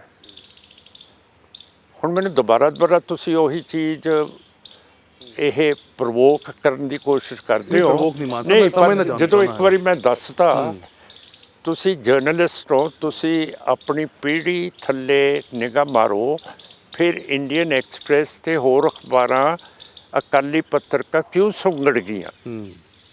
ਉਹਦਾ ਜਵਾਬ ਤੁਸੀਂ ਦਿਓ। ਤੁਸੀਂ ਜਰਨਲਿਸਟ ਹੋ, ਕਿਉਂ ਸੁੰਗੜੀਆਂ? ਪਰ ਜਿਵੇਂ ਹੁਣ ਅਖਬਾਰਾਂ ਦੇ ਦੌਰ ਤੋਂ ਹੁਣ ਸੋਸ਼ਲ ਮੀਡੀਆ ਦਾ ਦੌਰ ਆਇਆ ਹੈਗਾ, ਮਾਨ ਸਾਹਿਬ ਲੱਗਦਾ ਹੈ ਕਿ ਇਹ ਇੱਕ ਨਵਾਂ ਰਿਫਾਰਮ ਲੈ ਕੇ ਆਇਆ ਹੈਗਾ? ਬਿਲਕੁਲ ਅਸੀਂ ਇਹ ਫ੍ਰੀ ਹੋ ਗਏ ਹਾਂ ਇੱਕ ਬਾਇਸਡ ਮੀਡੀਆ ਤੋਂ, ਜਿਹੜਾ ਹਿੰਦੁੱਤਵਾ ਦੀ ਗੱਲ ਕਰਦਾ ਸੀ, the Tribune, Indian Express, Times of India, Hindustan Times ਅਤੇ UNI, PTI, ਅਤੇ ਜਿਹੜਾ ਨਵਾਂ ਮੀਡੀਆ ਚੱਲਿਆ ਹੈ ਇਹਦੇ ਨਾਲ ਬਹੁਤ ਤਬਦੀਲੀ ਆਈ ਹੈ। ਅਤੇ ਜੇ ਤੁਸੀਂ ਦੇਖੋਗੇ ਕਿ ਤੁਹਾਡੀ ਵੀ ਆਹ ਜਿਹੜੀ ਇੰਟਰਵਿਊ ਹੈ ਜੀ ਇਹ ਲੱਖਾਂ 'ਚ ਕਿਉਂ ਚੱਲੂਗੀ? ਫਿਰ ਜੇ ਲੱਖਾਂ ਨਾ ਚੱਲਦੀ ਤੁਸੀਂ ਇੱਥੇ ਆਉਣਾ ਸੀ ਮੇਰੇ ਕੋਲੇ? ਮੇਰਾ ਨਹੀਂ ਖਿਆਲ ਤੁਸੀਂ ਆਉਣਾ ਸੀ, ਪਰ ਮੈਂ ਤਾਂ ਤੁਹਾਡੇ ਕੋਲੇ ਜਾਣਾ ਸੀ, ਕਿਉਂ ਕਰਕੇ ਮੇਰੇ ਕੋਲੇ ਕੋਈ ਮੀਡੀਆ ਹੈ ਨਹੀਂਗਾ, ਹੈ ਨਾ। ਨਹੀਂ, ਅਸੀਂ ਤਾਂ ਹੀ ਤੁਹਾਡੇ ਨਾਲ ਗੱਲਬਾਤ ਕਰਨ ਹਾਂ, ਆਏ ਹਾਂ, ਫਿਰ ਤੁਹਾਡੇ ਤੁਸੀਂ ਜ਼ਿੰਦਗੀ ਦੀਆਂ ਕੁਝ ਗੱਲਾਂ ਵੀ ਸੁਣਨ ਹਾਂ, ਵਾਸਤੇ ਆਏ ਹਾਂ, ਪਰ ਲੋਕਾਂ ਤੱਕ ਤੁਸੀਂ ਵੀ ਪਹੁੰਚਾਉਣ ਆਏ ਹਾਂ, ਤਾਂ ਤਾਂ ਵੀ ਕਿ ਤੁਹਾਡਾ- ਨਵੀਂ ਪਨੀਰੀ, ਕਿਉਂਕਿ ਸੋਸ਼ਲ ਮੀਡੀਆ ਦੇ ਉੱਤੇ ਹੁਣ ਬਹੁਤ ਜ਼ਿਆਦਾ ਹੈਗੀ ਹੈ। ਹਾਂ, ਫਿਰ ਉਹ ਦੇਖ ਲਓ ਕਿ ਮੇਰਾ ਕੀ ਸਟੇਟਸ ਹੈ ਮੀਡੀਆ ਦੇ ਉੱਤੇ, ਸੋਸ਼ਲ ਮੀਡੀਆ 'ਤੇ, ਫਿਰ ਤੁਸੀਂ ਉਹੋ ਜਿਹੀ ਗੱਲ ਕਰੋ ਨਾ, ਮੈਨੂੰ ਥੱਲੇ ਨਾ ਦਬਾਉਣ ਦੀ ਕੋਸ਼ਿਸ਼ ਕਰੋ। ਮਾਨ ਕੀ ਸਾਹਿਬ, ਹੈ, ਆਪਾਂ ਮੈਂ ਥੱਲੇ ਕਰਦਾ ਦਬਾਉਣ ਵਾਲੀ ਗੱਲ ਨਹੀਂ ਹੈਗੀ। ਨਹੀਂ, ਮੇਰਾ ਮਤਲਬ ਡਿਮੋਰਲਾਈਜ਼ ਕਰਨ ਦੀ ਕੋਸ਼ਿਸ਼ ਤਾਂ ਨਾ ਕਰੋ। ਨਹੀਂ, ਤੁਹਾਨੂੰ ਅਸੀਂ ਚੜ੍ਹਦੀ ਕਲਾ ਦੀ ਆਏ ਹੋ ਕਿਉਂ ਹਾਂਜੀ। ਕਰਕੇ ਮੀਡੀਆ ਚਾਹੁੰਦਾ ਹੈ, ਤੇ ਤੁਸੀਂ ਤਸ਼ਰੀਫ ਲਾਏ ਹੋ, ਜੀ ਆਇਆਂ ਨੂੰ। ਔਰ ਸੋਸ਼ਲ ਮੀਡੀਆ ਦਾ ਜਿਵੇਂ ਆਪਾਂ ਜ਼ਿਕਰ ਕਰ ਰਹੇ ਹੈਗੇ ਹਾਂ, ਕਿਉਂਕਿ ਬਹੁਤ ਵਾਰ ਅਸੀਂ ਇਹ ਵੀ ਵੇਖਿਆ, ਕਿਉਂਕਿ ਪੋਲੀਟੀਕਲ ਪਾਰਟੀਆਂ ਦੀ ਵੀ ਜੇ ਗੱਲ ਕਰਦੇ ਹੈਗੇ ਹਾਂ, ਤਾਂ ਪੋਲੀਟੀਕਲ ਪਾਰਟੀਆਂ ਦੀ ਜੋ ਸੋਸ਼ਲ ਮੀਡੀਆ ਦੇ ਉੱਤੇ ਵੇਵ ਹੁੰਦੀ ਹੈਗੀ ਹੈ, ਔਰ ਜਿਸ ਤਰੀਕੇ ਦੇ ਨਾਲ ਹੁਣ ਇਸ ਵੇਲੇ ਸ਼੍ਰੋਮਣੀ ਅਕਾਲੀ ਦਲ ਅੰਮ੍ਰਿਤਸਰ ਦੀ ਵੇਵ ਨਜ਼ਰ ਆ ਰਹੀ ਹੈ, ਲੱਗਦਾ ਹੈ ਕਿ ਸੋਸ਼ਲ ਮੀਡੀਆ ਦੇ ਉੱਤੇ ਜੋ ਚੀਜ਼ ਹੈਗੀ ਉਹ ਹੁਣ ਤੁਹਾਨੂੰ ਗਰਾਊਂਡ 'ਚ ਵੀ ਅੱਜ ਨਜ਼ਰ ਆ ਰਹੀ ਹੈ? ਕਿਉਂਕਿ ਹਾੜੀ ਦੇ ਵਿੱਚ ਜਿਸ ਤਰੀਕੇ ਦੇ ਨਾਲ ਦੀਪ ਸਿੱਧੂ ਦੇ ਭੋਗ ਦੇ ਉੱਤੇ ਜੋ ਫਤਿਹਗੜ੍ਹ ਸਾਹਿਬ ਦੀ ਧਰਤੀ ਦੇ ਉੱਤੇ ਇਕੱਠ ਹੋਇਆ, ਉਸਨੇ ਵੀ ਇੱਕ ਨਵਾਂ ਰਿਕਾਰਡ ਆਪਾਂ ਕਹਿ ਸਕਦੇ ਹਾਂ ਜ਼ਰੂਰ ਕਾਇਮ ਕੀਤਾ ਹੋਊਗਾ। ਇਕੱਠ ਪਹਿਲਾਂ ਵੀ ਹੋਏ, ਸਰਬਤ ਖਾਲਸਾ ਵੀ ਹੋਇਆ, ਬਰਗਾੜੀ ਵੀ ਹੋਇਆ। ਕੀ ਲੱਗਦਾ ਇਸ ਵਾਰ ਫਤਿਹਗੜ੍ਹ ਸਾਹਿਬ ਦੀ ਧਰਤੀ ਤੋਂ ਨੌਜਵਾਨ ਪੀੜ੍ਹੀ ਕੀ ਸੁਨੇਹਾ ਲੈ ਕੇ ਗਈ ਹੈਗੀ ਹੈ? ਕੀ ਰਿਫਾਰਮ ਤੁਹਾਨੂੰ ਪਿਛਲੇ ਕੁਝ ਇਹਨਾਂ ਮਹੀਨਿਆਂ ਦੇ ਵਿੱਚ ਨਜ਼ਰ ਆਇਆ ਹੈਗਾ? ਇਹ ਤਾਂ ਸਰਦਾਰ ਸਾਹਿਬ, ਆਪਾਂ EVM ਮਸ਼ੀਨਾਂ ਜਿਹੜਾ ਫੈਸਲਾ ਕਰਨਗੀਆਂ 10 ਤਰੀਕ ਨੂੰ, ਉੱਥੇ ਦੇਖਿਆ ਜਾਊਗਾ ਕਿ ਇਹਨਾਂ ਦੇ ਵਿੱਚ ਕੋਈ ਚਿਪ ਰੱਖਿਆ ਗਿਆ ਹੈ ਜਿਹੜਾ ਇਹ ਘੱਟ ਗਿਣਤੀਆਂ ਦੀ ਵੋਟ ਨੂੰ ਹੋਰ ਘਟਾ ਦੂਗਾ ਕਿ ਨਹੀਂ। ਇਹ ਤਾਂ ਇਹ, ਨਾਲੇ ਤੁਸੀਂ ਜਰਨਲਿਸਟ ਹੋ, ਇਹਦਾ ਜਵਾਬ ਤੁਸੀਂ ਚੰਗੀ ਤਰ੍ਹਾਂ ਦੇ ਸਕਦੇ ਹੋ, ਅਸੀਂ ਨਹੀਂ ਦੇ ਸਕਦੇ ਹੈਗੇ। ਅਸੀਂ ਤਾਂ ਲੜਦੇ ਹਾਂ, ਫਿਰ ਅਸੀਂ ਰਿਜ਼ਲਟ ਰੱਬ ਦੇ ਕੋਲੇ ਛੱਡ ਦਿੰਦੇ ਹਾਂ। ਲੜੇ ਅਸੀਂ ਦੱਬ ਕੇ ਹਾਂ। ਤਾਂ ਹੁਣ ਜੇ EVM ਪਹਿਲਾਂ ਤਾਂ ਕਹਿੰਦਾ ਸੀ ਕੁਦਰਤ ਅਤੇ ਰੱਬ 'ਤੇ ਹੈ ਕੀ ਹੋਊਗਾ, ਹੁਣ ਹਿੰਦੁੱਤਵਾ ਦੇ ਰਾਜ ਦੇ ਵਿੱਚ ਹੋਊਗਾ EVM ਮਸ਼ੀਨਾਂ ਕਿਵੇਂ ਸੈੱਟ ਹੋਈਆਂ। ਕਿਉਂ ਕਰਕੇ ਇਲੈਕਸ਼ਨਾਂ ਦੇ ਦੌਰਾਨ ਕੈਪਟਨ ਅਮਰਿੰਦਰ ਸਿੰਘ ਅਤੇ sir Sukhdev Singh Dhindsa central election commission ਕੋਲ ਗਏ, ਉਹਨਾਂ ਨੂੰ ਚੋਣ ਨਿਸ਼ਾਨ ਦਿੱਤਾ ਗਿਆ, ਪਰ ਮੇਰੀ party registered party C with union election commission, ਅਤੇ ਮੈਨੂੰ ਨਹੀਂ ਦਿੱਤਾ ਇਹ ਸਿੰਬਲ। ਤਾਂ ਤੁਸੀਂ ਆਪ ਦੇਖ ਸਕਦੇ ਹੋ ਕਿ ਇਹ ਇਲੈਕਸ਼ਨ ਕਮਿਸ਼ਨ ਫੇਅਰ ਹੈ, ਸੁਪਰੀਮ ਕੋਰਟ ਆਜ਼ਾਦ ਹੈ, ਕੋਈ ਸਿੱਖ ਉਹਦੇ ਵਿੱਚ ਹੈ ਹੀ ਨਹੀਂ, ਅਤੇ ਇਲੈਕਸ਼ਨ ਕਮਿਸ਼ਨ ਦੇ ਵਿੱਚ ਕੋਈ ਸਿੱਖ ਨਹੀਂ ਹੈ, ਸਾਰੀ ਕੈਬਨਿਟ ਮੋਦੀ ਦੀ ਉਹਦੇ ਵਿੱਚ ਕੋਈ ਸਿੱਖ ਨਹੀਂ ਹੈ। ਕਸ਼ਮੀਰ ਹਰਦੀਪੁਰੀ ਹੈਗੇ ਨੇ, ਪਰ ਉਹ ਤਾਂ ਇਹ ਘਰ ਘੁਰ ਦੇਖਦੇ ਆ ਜੀ। ਪਰ ਮੇਰਾ ਮਤਲਬ ਜਿੱਥੇ ਫੋਰਨ ਪਾਲਿਸੀ ਹੁੰਦੀ ਹੈ, ਸਾਡਾ ਕੰਮ ਹੁੰਦਾ ਫੋਰਨ ਪਾਲਿਸੀ ਦੇ ਨਾਲ, ਸਾਡਾ ਹੁੰਦਾ ਇਕਨੋਮਿਕ ਪਾਲਿਸੀ ਦੇ ਨਾਲ, ਸਾਡਾ ਹੁੰਦਾ ਹੋਮ ਪਾਲਿਸੀ ਦੇ ਨਾਲ, ਅਤੇ ਡਿਫੈਂਸ ਪਾਲਿਸੀ ਦੇ ਨਾਲ। ਹੁਣ ਪੂਰੀ ਸਾਹਿਬ ਵਿਚਾਰੇ ਕੀ ਕਰ ਸਕਦੇ ਹੋ? ਮੇਰਾ ਖਿਆਲ ਘਰ-ਬਾਰ ਬਣਾਉਂਦੇ ਆ ਲੋਕਾਂ ਦੇ। ਹਾਂ, ਹਾਊਸਿੰਗ ਕੀ ਚੀਜ਼ ਹੈ ਜੀ? 1947 ਤੋਂ ਬਾਅਦ ਸਿੱਖ ਨੂੰ ਫੋਰਨ ਅਫੇਅਰਸ ਜਾਂ ਮਿਲਦਾ ਸੀ, ਜਾਂ ਡਿਫੈਂਸ ਮਿਨਿਸਟਰ ਮਿਲਦਾ ਸੀ, ਜਾਂ ਇਹ ਫਾਈਨੈਂਸ ਹੁੰਦਾ ਸੀਗਾ, ਜਾਂ ਹੋਮ ਹੁੰਦਾ ਸੀਗਾ, ਅਤੇ ਪ੍ਰਾਈਮ ਮਿਨਿਸਟਰ ਵੀ ਬਣ ਜਾਂਦਾ ਸੀਗਾ। ਹੁਣ ਕਿਹਦੇ ਕੋਲੇ ਜਾਓਗੇ ਜੇ ਤੁਹਾਨੂੰ ਮੁਸੀਬਤ ਹੋ ਜਾਏ? ਜੇ ਮੈਨੂੰ ਮੁਸੀਬਤ ਅੱਜ ਹੋ ਜਾਏ, ਮੈਨੂੰ ਪਰਸਨਲੀ ਨਹੀਂ, ਮੇਰੀ ਕੌਮ ਨੂੰ, ਮੈਂ ਸੈਂਟਰ 'ਚ ਕਿਹਦੇ ਨਾਲ ਜਾ ਕੇ ਗੱਲ ਕਰੂੰਗਾ? ਪੂਰੀ ਸਾਹਿਬ ਕੋਲ ਕਿਹੜੀ ਪਾਵਰ ਹੈ ਕਿ ਉਹ ਸਿੱਖ ਕੌਮ ਦੀ ਹੈਲਪ ਕਰ ਭਾਜਪਾ ਤਾਂ ਸਕਣਗੇ? ਕਹਿੰਦੀ ਹੈ ਨਵਾਂ ਪੰਜਾਬ ਭਾਜਪਾ ਦੇ ਨਾਲ, ਔਰ ਪਿੱਛੇ ਜੇ ਪ੍ਰਧਾਨ ਮੰਤਰੀ ਨਰਿੰਦਰ ਮੋਦੀ ਉਹਨਾਂ ਨੇ ਕਾਫੀ ਸਿੱਖ ਸ਼ਖਸੀਅਤਾਂ ਦੇ ਨਾਲ ਵੀ ਮੁਲਾਕਾਤਾਂ ਕੀਤੀਆਂ, ਜਿਹਦੇ ਵਿੱਚ ਡੇਰਾ ਬਿਆਸ ਦੇ ਮੁਖੀ ਵੀ ਸੀਗੇ, ਭੈਣੀ ਸਾਹਿਬ ਵਾਲੇ ਵੀ ਬਾਬਾ ਜੀ ਹੁਣੀ ਉੱਥੇ ਮੌਜੂਦ ਸੀਗੇ, ਹੋਰ ਵੀ ਬਹੁਤ ਸਾਰੀਆਂ ਪ੍ਰੋਮੀਨੈਂਟ ਸਿੱਖ ਪਰਸਨੈਲਿਟੀਜ਼ ਉੱਥੇ ਸੀਗੀਆਂ। ਭਾਜਪਾ ਜ਼ਰੂਰ ਇਹ ਗੱਲ ਕਹਿੰਦੀ ਹੈ ਮਾਨ ਸਾਹਿਬ ਕਿ ਅਸੀਂ ਕਹਿੰਦੇ ਸਿੱਖ ਹਿਤੈਸ਼ੀ ਹੈਗੇ ਹਾਂ, ਅਸੀਂ ਸਿੱਖਾਂ ਦੇ ਨਾਲ ਜੁੜੇ ਹੋਏ ਹਾਂ, ਅਸੀਂ ਸਿੱਖਾਂ ਦੀ ਕਦਰ ਕਰਦੇ ਹੈਗੇ ਹਾਂ। ਫਿਰ ਸਾਡੇ ਫੈਸਲੇ ਕਿਉਂ ਨਹੀਂ ਕੀਤੇ ਅਜੇ ਤੱਕ? 2015 ਦੇ ਵਿੱਚ ਬਰਗਾੜੀ ਦੇ ਵਿੱਚ ਬਾਦਲ, ਸੁਖਬੀਰ, ਸਮੇਤ ਸੈਣੀ ਨੇ ਤੇ ਇਹਦੀ ਰਾਏ ਤੇ ਇਹਦੀ ਸਾਜ਼ਿਸ਼ ਨਾਲ ਰਾਮ ਰਹੀਮ ਦੇ ਨਾਲ ਗੁਰੂ ਗ੍ਰੰਥ ਸਾਹਿਬ ਦੀ ਬੇਅਦਬੀ ਕਰਤੀ ਸੀ। ਅਜੇ ਕਿਉਂ? ਤੇ ਹਾਈ ਕੋਰਟ ਦੇ ਜੱਜ ਸ਼ੇਖਵਾਤ, ਸਾਗਵਾਨ ਤੇ ਬਜਾਜ, ਇਹਨਾਂ ਨੇ ਹਾਈ ਕੋਰਟ ਦੇ ਆਰਡਰਸ ਦਿੱਤੇ ਆ ਜਿਹੜੇ ਬਰਗਾੜੀ ਦੇ ਵਿੱਚ ਪੁਲਿਸ ਤਫਤੀਸ਼ ਕਰ ਰਹੀ ਸੀ ਉਹਨੂੰ ਰੱਦ ਕਰਤਾ ਹੈ ਤੇ ਉਹਦੇ ਸਟੇ ਆਰਡਰਸ ਦਿੱਤੇ ਆ। ਫਿਰ ਬੀਜੇਪੀ ਕਿਹੜੀ ਹੈਲਪ ਕਰ ਰਹੀ ਹੈ ਜੀ? ਸਾਨੂੰ ਦੱਸੋ ਤਾਂ ਸਹੀ। ਸਾਡੇ ਪਾਣੀਆਂ ਦੇ ਮਸਲੇ ਹੈ, constitutionally legally according to international riparian law ਜੀ ਜਿਹੜੇ ਸੂਬੇ ਦੇ ਵਿੱਚੋਂ ਨਦੀ ਜਾਂ ਦਰਿਆ ਵਹਿੰਦਾ ਹੈ ਉਸੇ ਸੂਬੇ ਦੀ ਉਹ ਮਲਕੀਅਤ ਹੁੰਦੀ ਹੈ, ਹੱਕ ਉਹਦਾ। ਉਹ ਜ਼ਬਰਦਸਤ ਇਹ ਸਾਡਾ ਹਰਿਆਣਾ, ਰਾਜਸਥਾਨ, ਇੱਥੇ ਅਸੀਂ ਪਾਣੀ ਟੇਬਲ ਥੱਲੇ ਚਲਿਆ ਜਾ ਰਿਹਾ ਹੈ। ਸਾਡੇ ਕੋਲੇ ਹਕੂਮਤ ਹੋਵੇ, ਅਸੀਂ ਆਪਣੇ ਕੌਨਸਟੀਟਿਊਸ਼ਨਲ ਰਾਈਟਸ ਨੂੰ ਐਕਸਰਸਾਈਜ਼ ਕਰੀਏ, ਪਾਣੀ ਦਈਏ, ਹਰੇਕ ਖੇਤ ਦੇ ਵਿੱਚ ਨਹਿਰ ਦਾ ਪਾਣੀ ਆਏ ਅਤੇ ਟਿਊਬਵੈੱਲ ਦੀ ਜ਼ਰੂਰਤ ਥੋੜ੍ਹੀ ਪਵੇ, ਬਿਜਲੀ ਬਚੇ, ਸਾਡੇ ਨੌਜਵਾਨ ਬੱਚੇ ਛੋਟੀਆਂ ਛੋਟੀਆਂ ਇੰਡਸਟਰੀਜ਼ ਖੋਲ੍ਹਣ, ਉਹਨਾਂ ਨੂੰ ਕੋਈ ਨੌਕਰੀ ਮਿਲੇ, ਉਹਨਾਂ ਨੂੰ ਕੋਈ ਮਿਲੇ, ਰੋਜ਼ੀ ਮਿਲੇ। ਤਾਂ ਮੇਰਾ ਮਤਲਬ ਹੈ ਕਿ ਫਿਰ ਇੱਦਾਂ ਕਿਉਂ ਹੋ ਰਿਹਾ? ਮੈਂ ਉਹੀ ਪੁੱਛ ਰਿਹਾ ਨਾ ਕਿ ਭਾਜਪਾ ਵੱਲ ਫਿਰ ਸਿੱਖ ਵੀ ਕਿਉਂ ਜਾ ਰਹੇ ਨੇ, ਸ਼ਾਮਲ ਕਿਉਂ ਹੋ ਰਹੇ ਨੇ? ਹਰਨਾਮ ਧੂਮਣਾ ਦਾ ਵੀ ਮੈਂ ਜ਼ਿਕਰ ਕਰਾਂ ਉਹ ਸਰ ਸਾਹਿਬ ਉਹ ਤਾਂ ਹੋ ਰਿਹਾ ਕਿ ਉਹਨਾਂ ਦੇ ਜਿਹੜਾ ਗਰਾਊਂਡ ਹੈ ਨਾ, ਜਿਹੜਾ ਧਰਤੀ ਹੈ, ਉੱਥੋਂ ਉਹਨਾਂ ਦੇ ਪੈਰ ਉਖੜ ਗਏ ਹੈ। ਇਹਨਾਂ ਨੇ ਸਾਰੀ ਉਮਰ ਹਕੂਮਤ ਕੀਤੀ ਹੈ ਅਤੇ ਹਕੂਮਤ ਇਹ ਸਿਰਫ ਹੁਣ BJP RSS ਨਾਲ ਰਲ ਕੇ ਕਰ ਸਕਦੇ ਹੈਗੇ ਹੈ। ਇਨ ਅ ਨਟਸ਼ੈਲ that is why they are flocking towards the BJP and the RSS, ਜਿਨ੍ਹਾਂ ਨੇ ਇੰਦਰਾ ਗਾਂਧੀ ਦੇ ਨਾਲ ਬਲੂ ਸਟਾਰ ਕਰਾਇਆ ਹੈ ਅਤੇ that is it। ਮਾਨ ਸਾਹਿਬ, ਹਾਲ ਹੀ ਦੇ ਵਿੱਚ ਜਿਸ ਤਰੀਕੇ ਨਾਲ ਦੀਪ ਸਿੱਧੂ ਦਾ ਐਕਸੀਡੈਂਟ ਹੋਇਆ, ਮੌਤ ਹੋ ਗਈ, ਨੌਜਵਾਨ ਚਿਹਰਾ ਸੀਗਾ, ਔਰ ਬਹੁਤ ਘੱਟ ਸਮੇਂ ਦੇ ਵਿੱਚ ਦੀਪ ਸਿੱਧੂ ਨੇ ਵੀ ਨੌਜਵਾਨਾਂ ਦੇ ਵਿੱਚ, ਜਾਂ ਕਹਿ ਲਓ ਕਿ ਸਿੱਖ ਕੌਮ ਦੇ ਵਿੱਚ ਜਿਸ ਤਰੀਕੇ ਨਾਲ ਜ਼ਿਕਰ ਹੁੰਦਾ ਹੈਗਾ ਕਿ ਜਗ੍ਹਾ ਬਣਾ ਲਈ ਸੀ, ਇੱਕ ਵੱਖਰੀ ਪਹਿਚਾਣ ਬਣਾ ਲਿੱਤੀ ਸੀਗੀ। ਤੁਹਾਡੇ ਵੀ ਕੌਂਸਟੀਟਿਊਂਸੀ ਦੇ ਵਿੱਚ ਉੱਥੇ ਆਏ ਸੀ, ਸਪੀਚ ਹੋਈ, ਹੱਥ ਦੇ ਵਿੱਚ ਝਾੜੂ ਫੜਿਆ, ਤਲਵਾਰ ਫੜੀ। ਕਿਵੇਂ ਦੀ ਯਾਦ ਇਸ ਵੇਲੇ ਦੀਪ ਸਿੱਧੂ ਛੱਡ ਕੇ ਚਲਾ ਗਿਆ? ਮਾਨ ਸਾਹਿਬ ਨਾਲ ਅਖੀਰਲੀ ਵਾਰ ਕੀ ਗੱਲਬਾਤ ਹੋਈ ਸੀਗੀ? ਔਰ ਦੀਪ ਸਿੱਧੂ ਨੂੰ ਪਹਿਲੀ ਵਾਰ ਤੁਸੀਂ ਕਦੋਂ ਮਿਲੇ ਸੀਗੇ, ਕਦੋਂ ਦੇਖਿਆ ਸੀਗਾ ਤੁਸੀਂ ਦੀਪ ਸਿੱਧੂ ਨੂੰ ਕਿ ਹਾਂ ਇਹ ਵੀ ਕੋਈ ਵਿਅਕਤੀ ਹੈਗਾ ਜਿਹੜੀ ਗੱਲ ਸਿੱਖ ਕੌਮ ਦੀ ਕਰਦਾ ਹੈ? ਹਾਂ, ਇੱਥੇ ਆਏ ਸੀ ਜਦੋਂ ਜੇਲ੍ਹ 'ਚੋਂ ਛੁੱਟੇ ਸੀ, ਫਿਰ ਉਹਨਾਂ ਨੂੰ ਮੈਂ ਸਾਫਾ ਬਣਾਇਆ ਸੀ ਉਸ ਕਮਰੇ ਦੇ ਵਿੱਚ ਅਤੇ ਉਹਨਾਂ ਨੂੰ ਹੱਲਾਸ਼ੇਰੀ ਦਿੱਤੀ ਸੀਗੀ ਅਤੇ ਉਹਨਾਂ ਨੂੰ ਟੌਰਚਰ ਬਹੁਤ ਕੀਤਾ ਇਹ ਗਵਰਨਮੈਂਟ ਆਫ ਇੰਡੀਆ ਨੇ, ਦਿੱਲੀ ਪੁਲਿਸ ਨੇ, ਅਤੇ 3 ਦਿਨ ਤਾਂ ਉਹਨਾਂ ਨੂੰ ਭੁੱਖਾ ਇੱਥੇ ਆਇਆ ਅਤੇ ਨੀਂਦ ਤੋਂ ਬਗੈਰ ਰੱਖਿਆ। ਫਿਰ ਸਾਰੀਆਂ ਜਿਹੜੀਆਂ ਸੈਂਟਰਲ ਦੀਆਂ ਏਜੰਸੀਜ਼ ਆ ਉਹਨਾਂ ਨੇ ਇੰਟੈਰੋਗੇਟ ਕੀਤਾ ਆ ਕੇ। ਪਰ ਸਭ ਤੋਂ ਜਿਹੜੀ ਅਜੀਬ ਲੱਗੀ ਕਿ DGP director general of police Delhi ਉੱਥੇ ਆ ਕੇ ਕਿਉਂ ਇੰਟੈਰੋਗੇਟ ਕੀਤਾ? ਕਿਉਂ ਕਰਕੇ ਇਸ ਲੈਵਲ ਦਾ ਆਫਿਸਰ ਮੈਂ ਨਹੀਂ ਕਦੇ ਦੇਖਿਆ ਕਿ ਉਹ ਜਾ ਕੇ ਕਿਤੇ ਇੰਟੈਰੋਗੇਸ਼ਨ ਦੇ ਵਿੱਚ ਹਿੱਸਾ ਲਵੇ।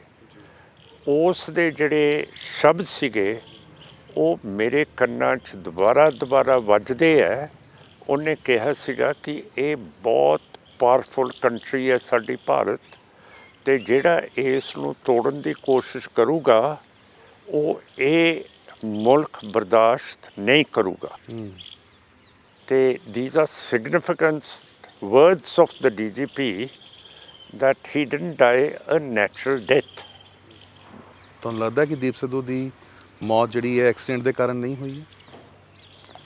ਕਰਾਈ ਗਈ ਹੈ। It appear to be an accident but it was, ਕਿਉਂ ਕਰਕੇ ਉਹ ਟਰੱਕ ਦੇ ਅੱਗੇ ਕੀ ਆਇਆ, ਇੱਕਦਮ ਬ੍ਰੇਕਾਂ ਉਹਨੇ ਕਿਉਂ ਮਾਰੀਆਂ ਉਹ ਕੋਈ ਸਾਨੂੰ ਨਹੀਂ ਪਤਾ ਹੈਗਾ।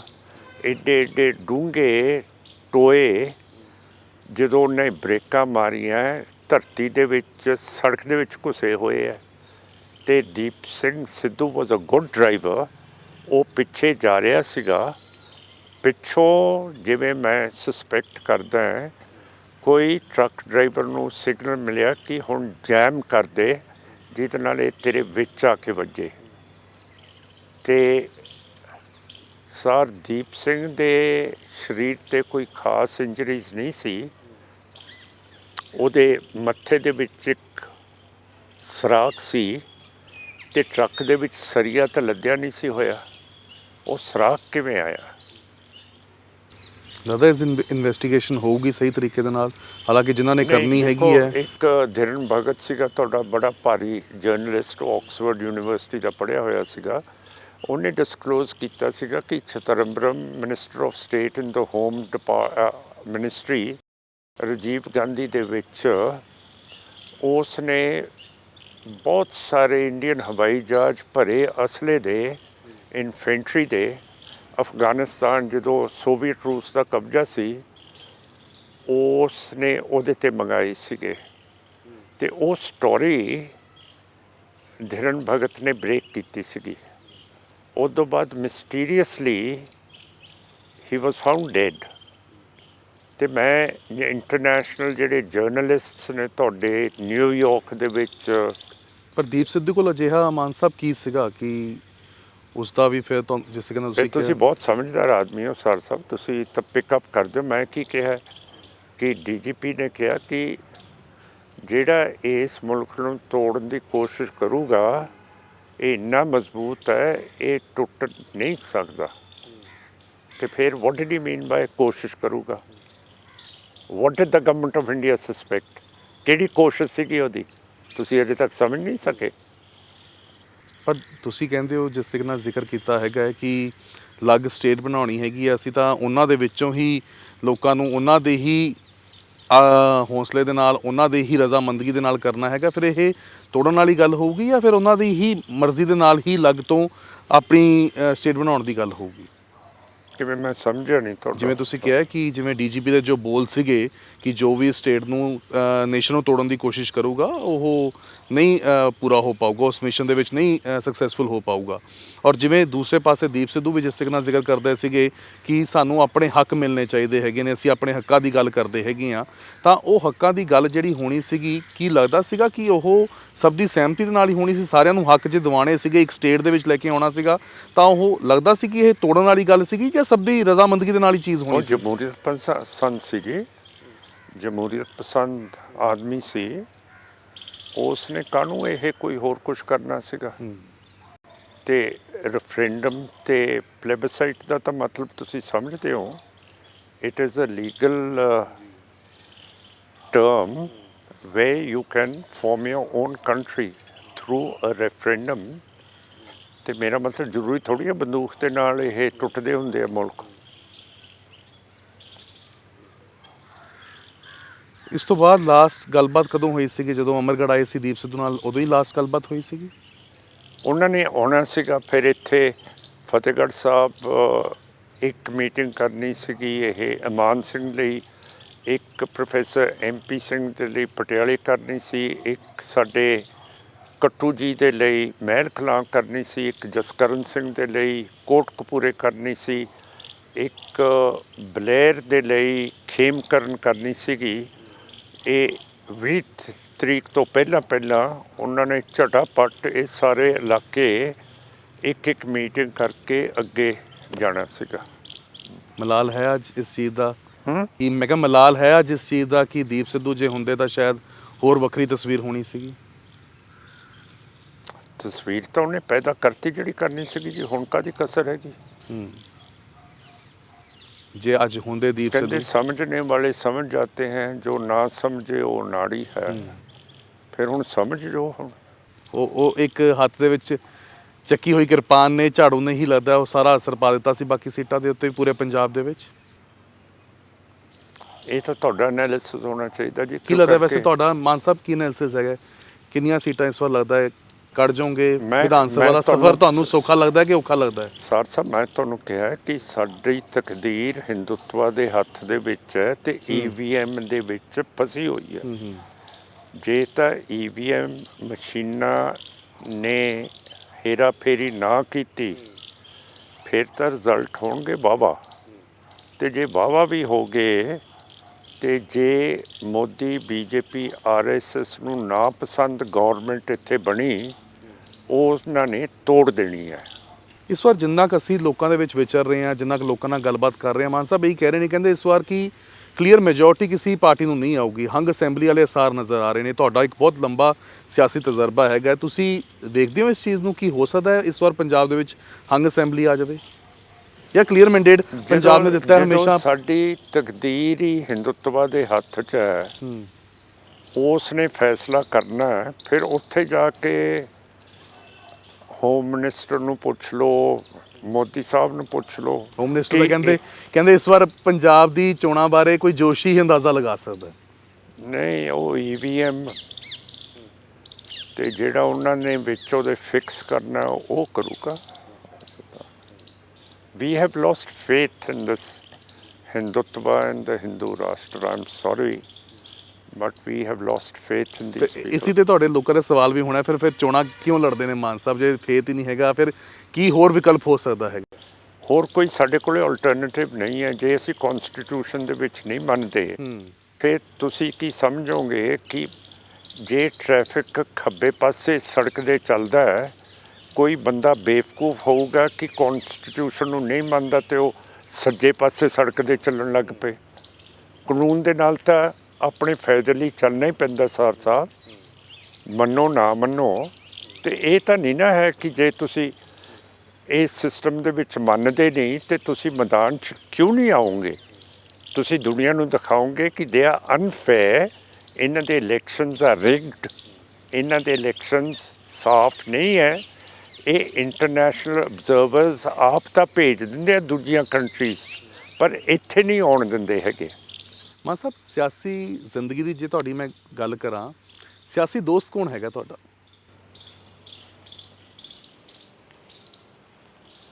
ਮੇਰਾ ਤਾਂ ਟਾਈਮ ਲੋਕਾਂ ਨਾਲ ਹੀ ਲੱਗਦਾ ਜੀ, ਮੇਰੇ ਕੋਲ ਤਾਂ ਟਾਈਮ ਹੈ ਨਹੀਂ। ਬੇਸ਼ੱਕ ਮੈਂ ਜਿਮ ਖੰਨਾ ਦਿੱਲੀ ਦਾ ਮੈਂਬਰ ਹੈ ਜਾਂ ਚੰਡੀਗੜ੍ਹ ਗੋਲਫ ਕਲੱਬ ਦਾ ਮੈਂਬਰ ਹੈ, ਤੇ ਮੈਨੂੰ ਟਾਈਮ ਨਹੀਂ ਮਿਲਦਾ ਇਹੋ ਜਿਹੀ ਯਾਰੀ ਭਗਵਾਨ ਦਾ। ਕਿਹੜੇ ਸਿਆਸਤਦਾਨ ਤੁਹਾਨੂੰ ਚੰਗੇ ਲੱਗਦੇ ਹੈਗੇ ਨੇ, ਕੀ ਲੱਗਦਾ ਕਿ ਹਾਂ ਇਹ ਅੱਛੀ ਪੋਲਿਟਿਕਸ ਕਰਦੇ ਹੈਗੇ ਨੇ? ਹੋਰ ਪਾਰਟੀਆਂ ਦੀ ਮੈਂ ਜੇਕਰ ਗੱਲ ਕਰਾਂ, ਜਿਹੜੇ ਹਿੰਦੁੱਤਵਾ ਦੇ ਦਬਾਅ ਥੱਲੇ ਨਾ ਆਉਣ। ਅਜਿਹਾ ਕੋਈ ਹੈ ਸਿਆਸਤਦਾਨ?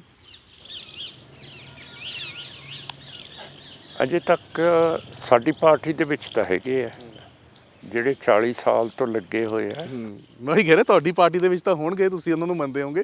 ਹੋਰ ਪਾਰਟੀ ਦੇ ਵਿੱਚ ਜੇਕਰ ਮੈਂ ਗੱਲ ਕਰਾਂ, ਤੁਸੀਂ ਦੱਸੋ ਕੋਈ ਹੈਗਾ ਇਹੋ ਜਿਹਾ?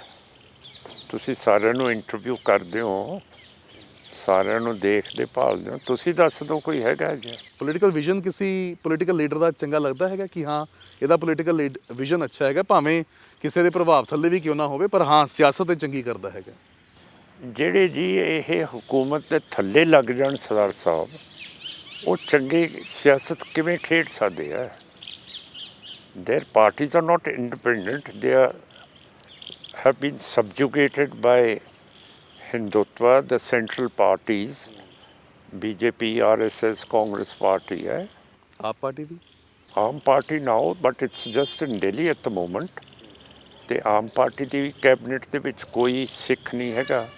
ਇਹਨਾਂ ਨੇ ਕੋਈ ਕਮਿਸ਼ਨ ਨਹੀਂ ਬਿਠਾਇਆ ਕਿ 1984 ਦੇ ਵਿੱਚ ਜਿਹੜਾ ਕਤਲੇਆਮ ਸਿੱਖਾਂ ਦਾ ਹੋਇਆ ਹੈ ਉਹਦਾ ਪਤਾ ਕਰੀਏ।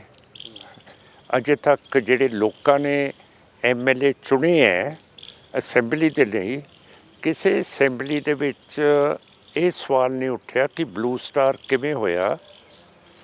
ਸੰਤ ਜਰਨੈਲ ਸਿੰਘ ਭਿੰਡਰਾਂਵਾਲਿਆਂ ਨੂੰ ਸ਼ਹੀਦ ਕਰਨ ਤੋਂ ਬਗੈਰ ਕੋਈ ਸਲਿਊਸ਼ਨ ਲੱਭ ਸਕਦਾ ਸੀਗਾ?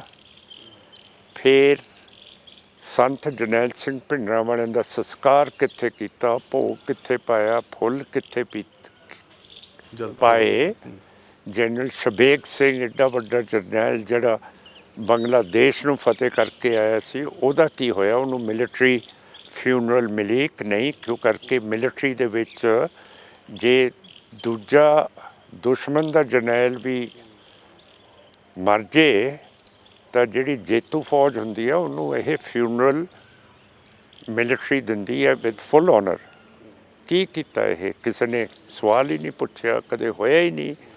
ਤੇ ਇਹ ਸਾਨੂੰ ਤਾਂ ਕੋਈ ਪਤਾ ਨਹੀਂ ਕਿ ਪਾਣੀ ਕਿਉਂ ਦਿੱਲੀ ਲੈ ਗਿਆ ਹੈਗਾ। ਕਿਸੇ ਨੇ ਕੋਈ ਰੈਜ਼ੋਲੂਸ਼ਨ ਹੀ ਨਹੀਂ ਪਾਸ ਕੀਤੀ। ਸਾਨੂੰ ਤਾਂ 1984 ਤੋਂ ਬਾਅਦ ਦਿੱਲੀ ਦੇ ਵਿੱਚ ਕੀ ਹੋਇਆ ਕਿਸੇ ਅਸੈਂਬਲੀ ਨੇ ਪੁੱਛਿਆ ਹੀ ਨਹੀਂ ਹੈ। ਤੇ ਉੱਥੇ ਤਾਂ ਗਾਂਧੀ ਜੀ ਦੀ ਫੋਟੋ ਲੱਗੀ ਹੈ, ਤੇ ਜੇ ਤੁਸੀਂ ਕਾਂਗਰਸ 'ਚੋਂ ਉੱਥੇ ਜਾ ਕੇ ਕਹਿ ਦਿੰਦੇ ਹੋ ਜੈ ਹਿੰਦ, ਜੇ ਤੁਸੀਂ ਬੀਜੇਪੀ ਬਾਦਲ ਚੋਂ ਫੇਰ ਕਹਿੰਦੇ ਹੋ ਜੈ ਸ਼੍ਰੀ ਰਾਮ, ਆ ਸਾਡੇ ਐਮਐਲਏਜ਼ ਨੇ ਕੀਤਾ, ਹੋਰ ਦੱਸੋ ਕੀ ਕੀਤਾ ਅੱਜ ਤੱਕ? ਅਕਾਲੀ ਭਾਜਪਾ ਦਾ ਗੱਠਜੋੜ ਹੋ ਸਕਦਾ ਦੁਬਾਰਾ? ਹਾਲਾਂਕਿ ਕਹਿੰਦੇ ਉਹ ਤਾਂ ਹੋ ਗਿਆ ਸਾਹਿਬ। ਤੇ ਜਿਹੜਾ ਇਹਨੂੰ ਛੱਡਿਆ ਸੀ ਰਾਮ ਰਹੀਮ ਨੂੰ, ਉਹਨੇ ਤਾਂ ਕਹਿਤਾ ਸੀਗਾ ਕਿ ਤੁਸੀਂ ਬਾਦਲ ਦਲ ਤੇ ਇਹ ਬੀਜੇਪੀ ਨੂੰ ਵੋਟਾਂ ਪਾਓ, ਉਹ ਤਾਂ ਹੋ ਚੁੱਕਿਆ। ਤਾਂ ਇਸ ਦੇ ਹਿਸਾਬ ਨਾਲ ਕੀ ਸਰਕਾਰ ਬਣਾ ਸਕਦੇ ਨੇ ਇਹ?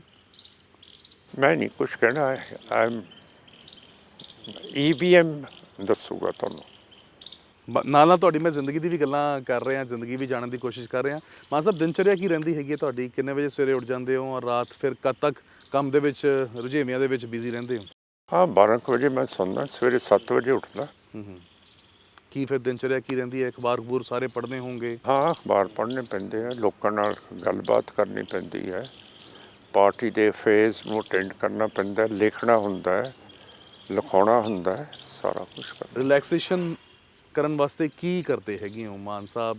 ਰਿਲੈਕਸ ਕਿਵੇਂ ਹੁੰਦੇ ਜਦੋਂ ਲੱਗਦਾ ਕਿ ਹਾਂ ਹੁਣ ਬਹੁਤ ਸਿਆਸਤ ਵੀ ਹੋ ਗਈ, ਲੋਕਾਂ ਨੂੰ ਵੀ ਬਹੁਤ ਮਿਲ ਲਿਆ, ਥੋੜਾ ਰਿਲੈਕਸ ਵੀ ਚਾਹੀਦਾ, ਮਾਈਂਡ ਵੀ ਫਰੈਸ਼ ਕਰਨਾ ਹੈ, ਤਾਂ ਕੀ ਸੋਰਸ ਆਫ ਐਂਟਰਟੇਨਮੈਂਟ ਕੀ ਹੁੰਦਾ ਹੈ? ਫਿਰ ਮੈਂ ਡਲਹੌਜ਼ੀ ਚਲੇ ਜਾਂਦਾ ਆਪਣੇ ਘਰ। ਅੱਛਾ, ਕੈਪਟਨ ਸਾਹਿਬ ਵਾਂਗੂ ਤੁਸੀਂ ਵੀ ਪਹਾੜਾਂ 'ਚ ਚਲੇ ਜਾਂਦੇ ਹੋ? ਪਤਾ ਨਹੀਂ ਕੈਪਟਨ ਸਾਹਿਬ ਨੂੰ ਜੇ ਵੇਲ ਮਿਲਦੀ ਹੋਊਗੀ ਤਾਂ ਜਾਂਦੇ ਹੋਣਗੇ, ਪਰ ਉਹ ਤਾਂ ਇੰਨੇ ਬਿਜ਼ੀ, ਉਹਨਾਂ ਦਾ ਸ਼ੈਡਿਊਲ ਹੈ। ਮੇਰਾ ਖਿਆਲ ਹੈ 5 ਸਾਲ 'ਚ ਤਾਂ ਗਏ ਨਹੀਂ ਹੋਣੇ ਪਹਾੜ। 5 ਸਾਲ ਤਾਂ ਵੈਸੇ ਸਿਸਮਾਂ ਤੋਂ ਬਹਿ ਕੇ ਉਹਨਾਂ ਨੇ ਚਲਾ ਦਿੱਤੇ ਜਿੱਥੇ ਵੀ। ਅੱਛਾ, ਕੋਈ ਮੂਵੀਜ਼ ਦੇਖਦੇ ਹੈਗੇ ਹੋ? ਹਾਂ, ਮੂਵੀਜ਼ ਮੈਂ ਬਹੁਤ ਦੇਖਦਾ। ਮੂਵੀਜ਼ ਦੇਖਦੇ ਹੋ? ਕਿਹੜੀਆਂ ਰੀਸੈਂਟਲੀ ਕਿਹੜੀ ਮੂਵੀਜ਼ ਦੇਖੀਆਂ? ਹੁਣ ਤਾਂ ਸਾਡਾ ਜਿਹੜਾ ਕਨੈਕਸ਼ਨ ਨੈਟਫਲਿਕਸ ਦਾ ਉਹ ਕੱਟਿਆ ਹੋਇਆ ਹੈ। ਅੱਛਾ ਜੀ। ਉਹ ਰੀਨਿਊ ਕਰਾਉਣਾ ਹੈਗਾ। ਫਿਰ ਮੈਨੂੰ ਲੱਗਦਾ ਕਿ ਜਦ ਤੋਂ ਇਲੈਕਸ਼ਨਸ ਵਾਲਾ ਹੋਏਗਾ ਉਸ ਤੋਂ ਪਹਿਲਾਂ ਹੀ ਦੇਖੀਆਂ ਹੋਣਗੀਆਂ ਕਿ ਉਸ ਦੇ ਦੌਰਾਨ ਵੀ ਵੇਖੀਆਂ? ਨਹੀਂ, ਉਦੋਂ ਨਹੀਂ, ਟਾਈਮ ਨਹੀਂ ਮਿਲਿਆ ਹੈਗਾ। ਉਸ ਤੋਂ ਪਹਿਲਾਂ ਰੀਸੈਂਟਲੀ ਕਿਹੜੀ ਮੂਵੀ ਵੇਖੀ? ਹੁਣ ਤਾਂ ਮੈਨੂੰ ਯਾਦ ਨਹੀਂ ਹੈ, ਮੈਂ ਦੇਖ ਲੈਂਦਾ। ਕਿਹੜਾ ਜੌਨਰ, ਕੀ ਇੰਗਲਿਸ਼, ਪੰਜਾਬੀ, ਹਿੰਦੀ, ਕਿਹੜੀ ਵੇਖ ਕੇ? ਸਾਰੀਆਂ ਵੇਖ ਲੈਂਦੇ ਹੋ? ਹਿੰਦੀ ਤਾਂ ਮੈਂ ਦੇਖਦਾ ਨਹੀਂ ਹੈ, ਪੰਜਾਬੀ ਤੇ ਅੰਗਰੇਜ਼ੀ ਤਾਂ ਜ਼ਰੂਰ ਦੇਖਦਾ। ਗਾਣੇ ਵੀ ਸੁਣ ਲੈਂਦੇ ਹੋ? ਹਾਂ। ਕਿਹੜੇ ਅੱਜ ਦੇ ਟਾਈਮ ਦੇ ਵਿੱਚ ਕਿਹੜੇ ਨੌਜਵਾਨ ਜਿਹੜਾ ਬਗਾਵਤ ਦਾ ਮੇਰੇ ਤੇ ਇੱਕ ਚਾਰਜ ਲੱਗਿਆ ਸੀ ਕਿ ਮੈਂ ਵੈਸਟਰਨ ਕਲਾਸੀਕਲ ਮਿਊਜ਼ਿਕ ਦੀਆਂ ਕਲਾਸਿਸ ਅਟੈਂਡ ਕਰਦਾ ਸੀ ਬੰਬੇ। ਅੱਛਾ, ਇਹ ਕਦੋਂ ਲੱਗਿਆ? ਇਹ ਜਦੋਂ 1984 'ਚ ਮੇਰੇ ਤੇ ਇੰਨੇ ਕੇਸ ਬਣੇ, ਇੱਕ ਮੇਰੇ ਤੇ ਇਹ ਇਲਜ਼ਾਮ ਸੀ ਕਿ ਮੈਂ ਵੈਸਟਰਨ ਕਲਾਸੀਕਲ ਮਿਊਜ਼ਿਕ ਦੀਆਂ ਕਲਾਸਿਸ ਅਟੈਂਡ ਕਰ ਰਿਹਾ। ਅੱਛਾ, ਕਰਦੇ ਸੀ ਤੁਸੀਂ? ਤੇ ਹੋਰ ਫਿਰ ਓਕੇ, ਹਾਂ। ਤਾਂ ਵੈਸਟਰਨ ਕਲਾਸੀਕਲ ਤੁਹਾਨੂੰ ਚਲੋ ਚੰਗਾ ਲੱਗਦਾ ਹੋਏ, ਪਰ ਮੈਂ ਤੁਹਾਨੂੰ ਦੱਸਦਾ ਇੱਥੋਂ ਨੀਚ ਤੱਕ ਇਹ ਹਿੰਦੂਤਵ ਗਈ ਹੈ ਕਿ ਜੇ ਮੈਂ ਕਲਾਸੀਕਲ ਲੈਂਗੁਏਜ ਦੀਆਂ ਮਿਊਜ਼ਿਕ ਦੀਆਂ ਕਲਾਸਿਸ ਜਾਂਦਾ ਸੀ ਤੇ ਉਹ ਵੀ ਸੈਡੀਸ਼ਨ, ਬਗਾਵਤ ਲਾਈ ਹੈ ਮੇਰੇ ਤੇ, ਜਿਹਦਾ ਮਤਲਬ ਹੈ ਕਿ ਹਿੰਦੂਤਵਾ ਤੇ ਹਿੰਦੂ ਰਾਸ਼ਟਰ ਇਹਦੇ ਤੇ ਵੀ ਨਾਰਾਜ਼ ਨੇ ਕਿ ਜੇ ਸਿੱਖ ਵੈਸਟਰਨ ਕਲਾਸੀਕਲ ਮਿਊਜ਼ਿਕ ਦੀ ਕਲਾਸ ਅਟੈਂਡ ਕਰ ਲੇ। ਇੰਨੀ ਕਮੀਨੀ ਹਰਕਤ, they can stoop down so low that they are not worth serving under or living under. ਮਤਲਬ ਕਿੰਨੇ ਪਰਚੇ ਦਰਜ ਹੋਏ ਸੀਗੇ? ਕੋਈ 74, 75। 74। ਹੁਣ ਵੀ ਕੁਝ ਚੱਲ ਰਹੇ ਨੇ ਜਾਂ ਸਾਰੇ ਹੋ ਚੁੱਕੇ ਨੇ ਉਹ ਕਲੋਜ਼ ਆਊਟ? ਹੁਣ ਜਿਹੜਾ ਅਸੀਂ ਉੱਥੇ ਮੋਰਚਾ ਲਾਇਆ ਸੀ ਬਰਗਾੜੀ, ਥੋੜ੍ਹਾ ਜਿਹਾ ਉਹਦਾ ਇੱਕ ਕੇਸ ਹੈਗਾ, ਇਹ ਉਹ ਜਿਹੜਾ ਵਾਇਲੇਸ਼ਨ ਆਫ 144 ਜਾਂ ਕੁਛ। ਹਾਂ। ਔਰ ਮੈਂ ਜਿਵੇਂ ਗਾਣਿਆਂ ਦੀ ਗੱਲ ਕਰ ਰਿਹਾ ਸੀਗਾ, ਹਾਲ ਹੀ ਦੇ ਵਿੱਚ ਇੱਕ ਤੁਹਾਡੀ ਵੀਡੀਓ ਬੜੀ ਵਾਇਰਲ ਹੋਈ ਸੀਗੀ, ਰਣਜੀਤ ਬਾਵਾ ਤੁਹਾਨੂੰ ਮਿਲਦੇ ਹੈਗੇ ਨੇ, ਕਹਿੰਦੇ ਕਿ ਮੇਰੀ ਜ਼ਿੰਦਗੀ ਸਫਲ ਹੋ ਗਈ, ਤੁਹਾਡੇ ਨਾਲ ਮੁਲਾਕਾਤ ਕਰ ਲਈ। ਕਿਹੜੇ ਸਿੰਗਰ ਤੁਹਾਨੂੰ ਆ ਕੇ ਪਰਸਨਲੀ ਮਿਲ ਕੇ ਜਾਂਦੇ ਨੇ? ਐਤਕੀ ਤਾਂ ਜੀ ਬਹਾਰ ਲਾਤੀ, ਸਾਰੇ ਇਹ ਜਿੰਨੇ ਵੀ ਸਾਡੇ ਪੰਜਾਬ ਦੇ ਪੰਜਾਬੀ ਦੇ ਐਂਟਰਟੇਨਰਸ ਨੇ ਸਾਰੇ ਆਏ ਉੱਥੇ। ਲੱਗਦਾ ਕਿ ਇਸ ਵਾਰ ਉਹਨਾਂ ਨੇ ਵੀ ਇੱਕ ਵੱਖਰਾ ਯੋਗਦਾਨ ਪਾਇਆ ਹੈਗਾ ਤੁਹਾਡੇ ਪੂਰੇ ਸਿੰਗਰਸ। ਇਹ ਜਿਹੜੇ ਐਂਟਰਟੇਨਰਸ ਨੇ ਸਾਡੇ ਪੰਜਾਬੀ ਦੇ, ਇਹ ਲੋਕਾਂ ਨੂੰ ਬਹੁਤ ਇਨਫਲੂਐਂਸ ਕਰਦੇ ਆ, ਛੋਟੀ ਮੋਟੀ ਗੱਲ ਥੋੜ੍ਹੀ। ਕਿਸਾਨੀ ਅੰਦੋਲਨ 'ਚ ਵੀ ਵੱਡੀ ਭੂਮਿਕਾ ਸੀ ਇਹਨਾਂ ਦੀ। ਜਿਵੇਂ ਹੁਣ ਅਮਿਤ ਸ਼ਾਹ ਜੀ ਉਹ ਬੀਬੀ ਨੂੰ ਬਹੁਤ ਪਸੰਦ ਕਰਦੇ ਆ। ਉਹ ਜਿਹੜੀ ਕੰਗਨਾ ਰਣੌਤ। ਹਾਂ ਕੰਗਨਾ ਰਣੌਤ। ਹਾਂ ਹਾਂ ਹਾਂ ਹਾਂ ਫਿਰ ਪੋਲੀਟੀਸ਼ੀਅਨਸ ਵੀ ਪਸੰਦ ਕਰਦੇ ਆ ਐਂਟਰਟੇਨਰਸ ਨੂੰ, ਕਿਉਂ ਨਹੀਂ। ਮਾਨ ਸਾਹਿਬ ਦਾ ਕੌਣ ਪਸੰਦ ਹੈ? ਮੈਂ ਉਹੀ ਜਾਣਨਾ ਚਾਹੁੰਦਾ, ਤੁਹਾਡਾ ਕੋਈ ਇੱਕ ਹੈ ਕੋਈ ਇਹੋ ਜਿਹਾ ਜਿਹਦੇ ਗੀਤ ਤੁਸੀਂ ਬਹੁਤ ਸੁਣਦੇ ਹੋ? ਹਾਂ ਇਹਨਾਂ ਦੇ ਨਾਲ ਸੁਣੇ ਨਹੀਂ। ਇੱਕ ਪਾਕਿਸਤਾਨੀ ਸਿੰਗਰ ਹੈ ਜਿਹਨੂੰ ਮੈਂ ਬਹੁਤ ਪਸੰਦ ਕਰਦਾ, ਇਹ ਉਹਦਾ ਨਾਂ ਨਹੀਂ ਮੈਨੂੰ ਚੇਤੇ ਆਉਂਦਾ ਹੁਣ। ਆਰਿਫ ਲਾਹੌਰ। ਆਰਿਫ ਲਾਹੌਰ ਨਹੀਂ, ਇਹ ਬੀਬੀ ਹੈ। ਹਾਂ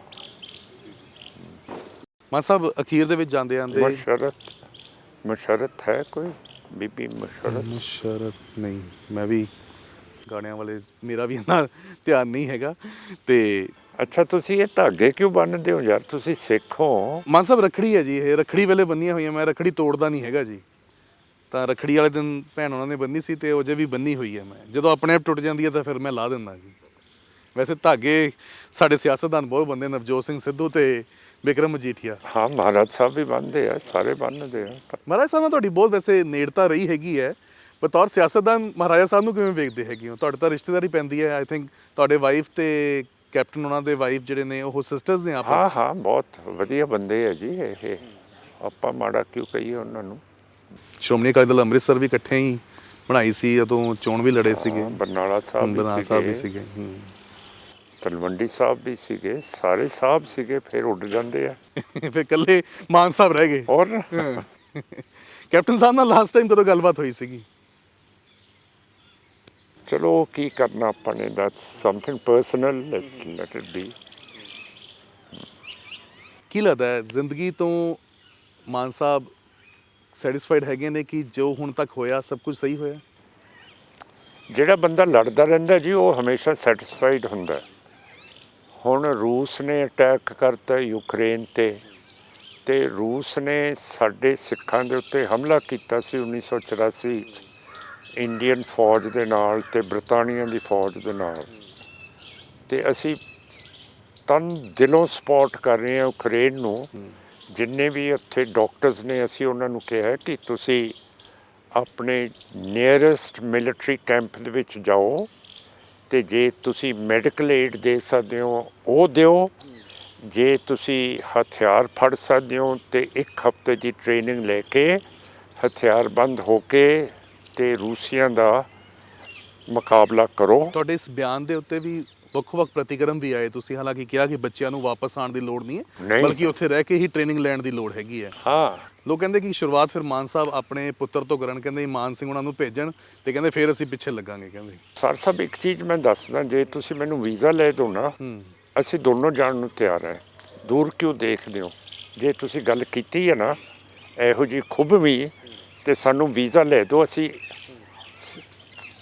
4-5 ਦਿਨਾਂ 'ਚ ਪੈਕਅਪ ਕਰਕੇ ਚਲੇ ਜਾਂਦੇ ਆ। ਲੈ ਦਿਓ।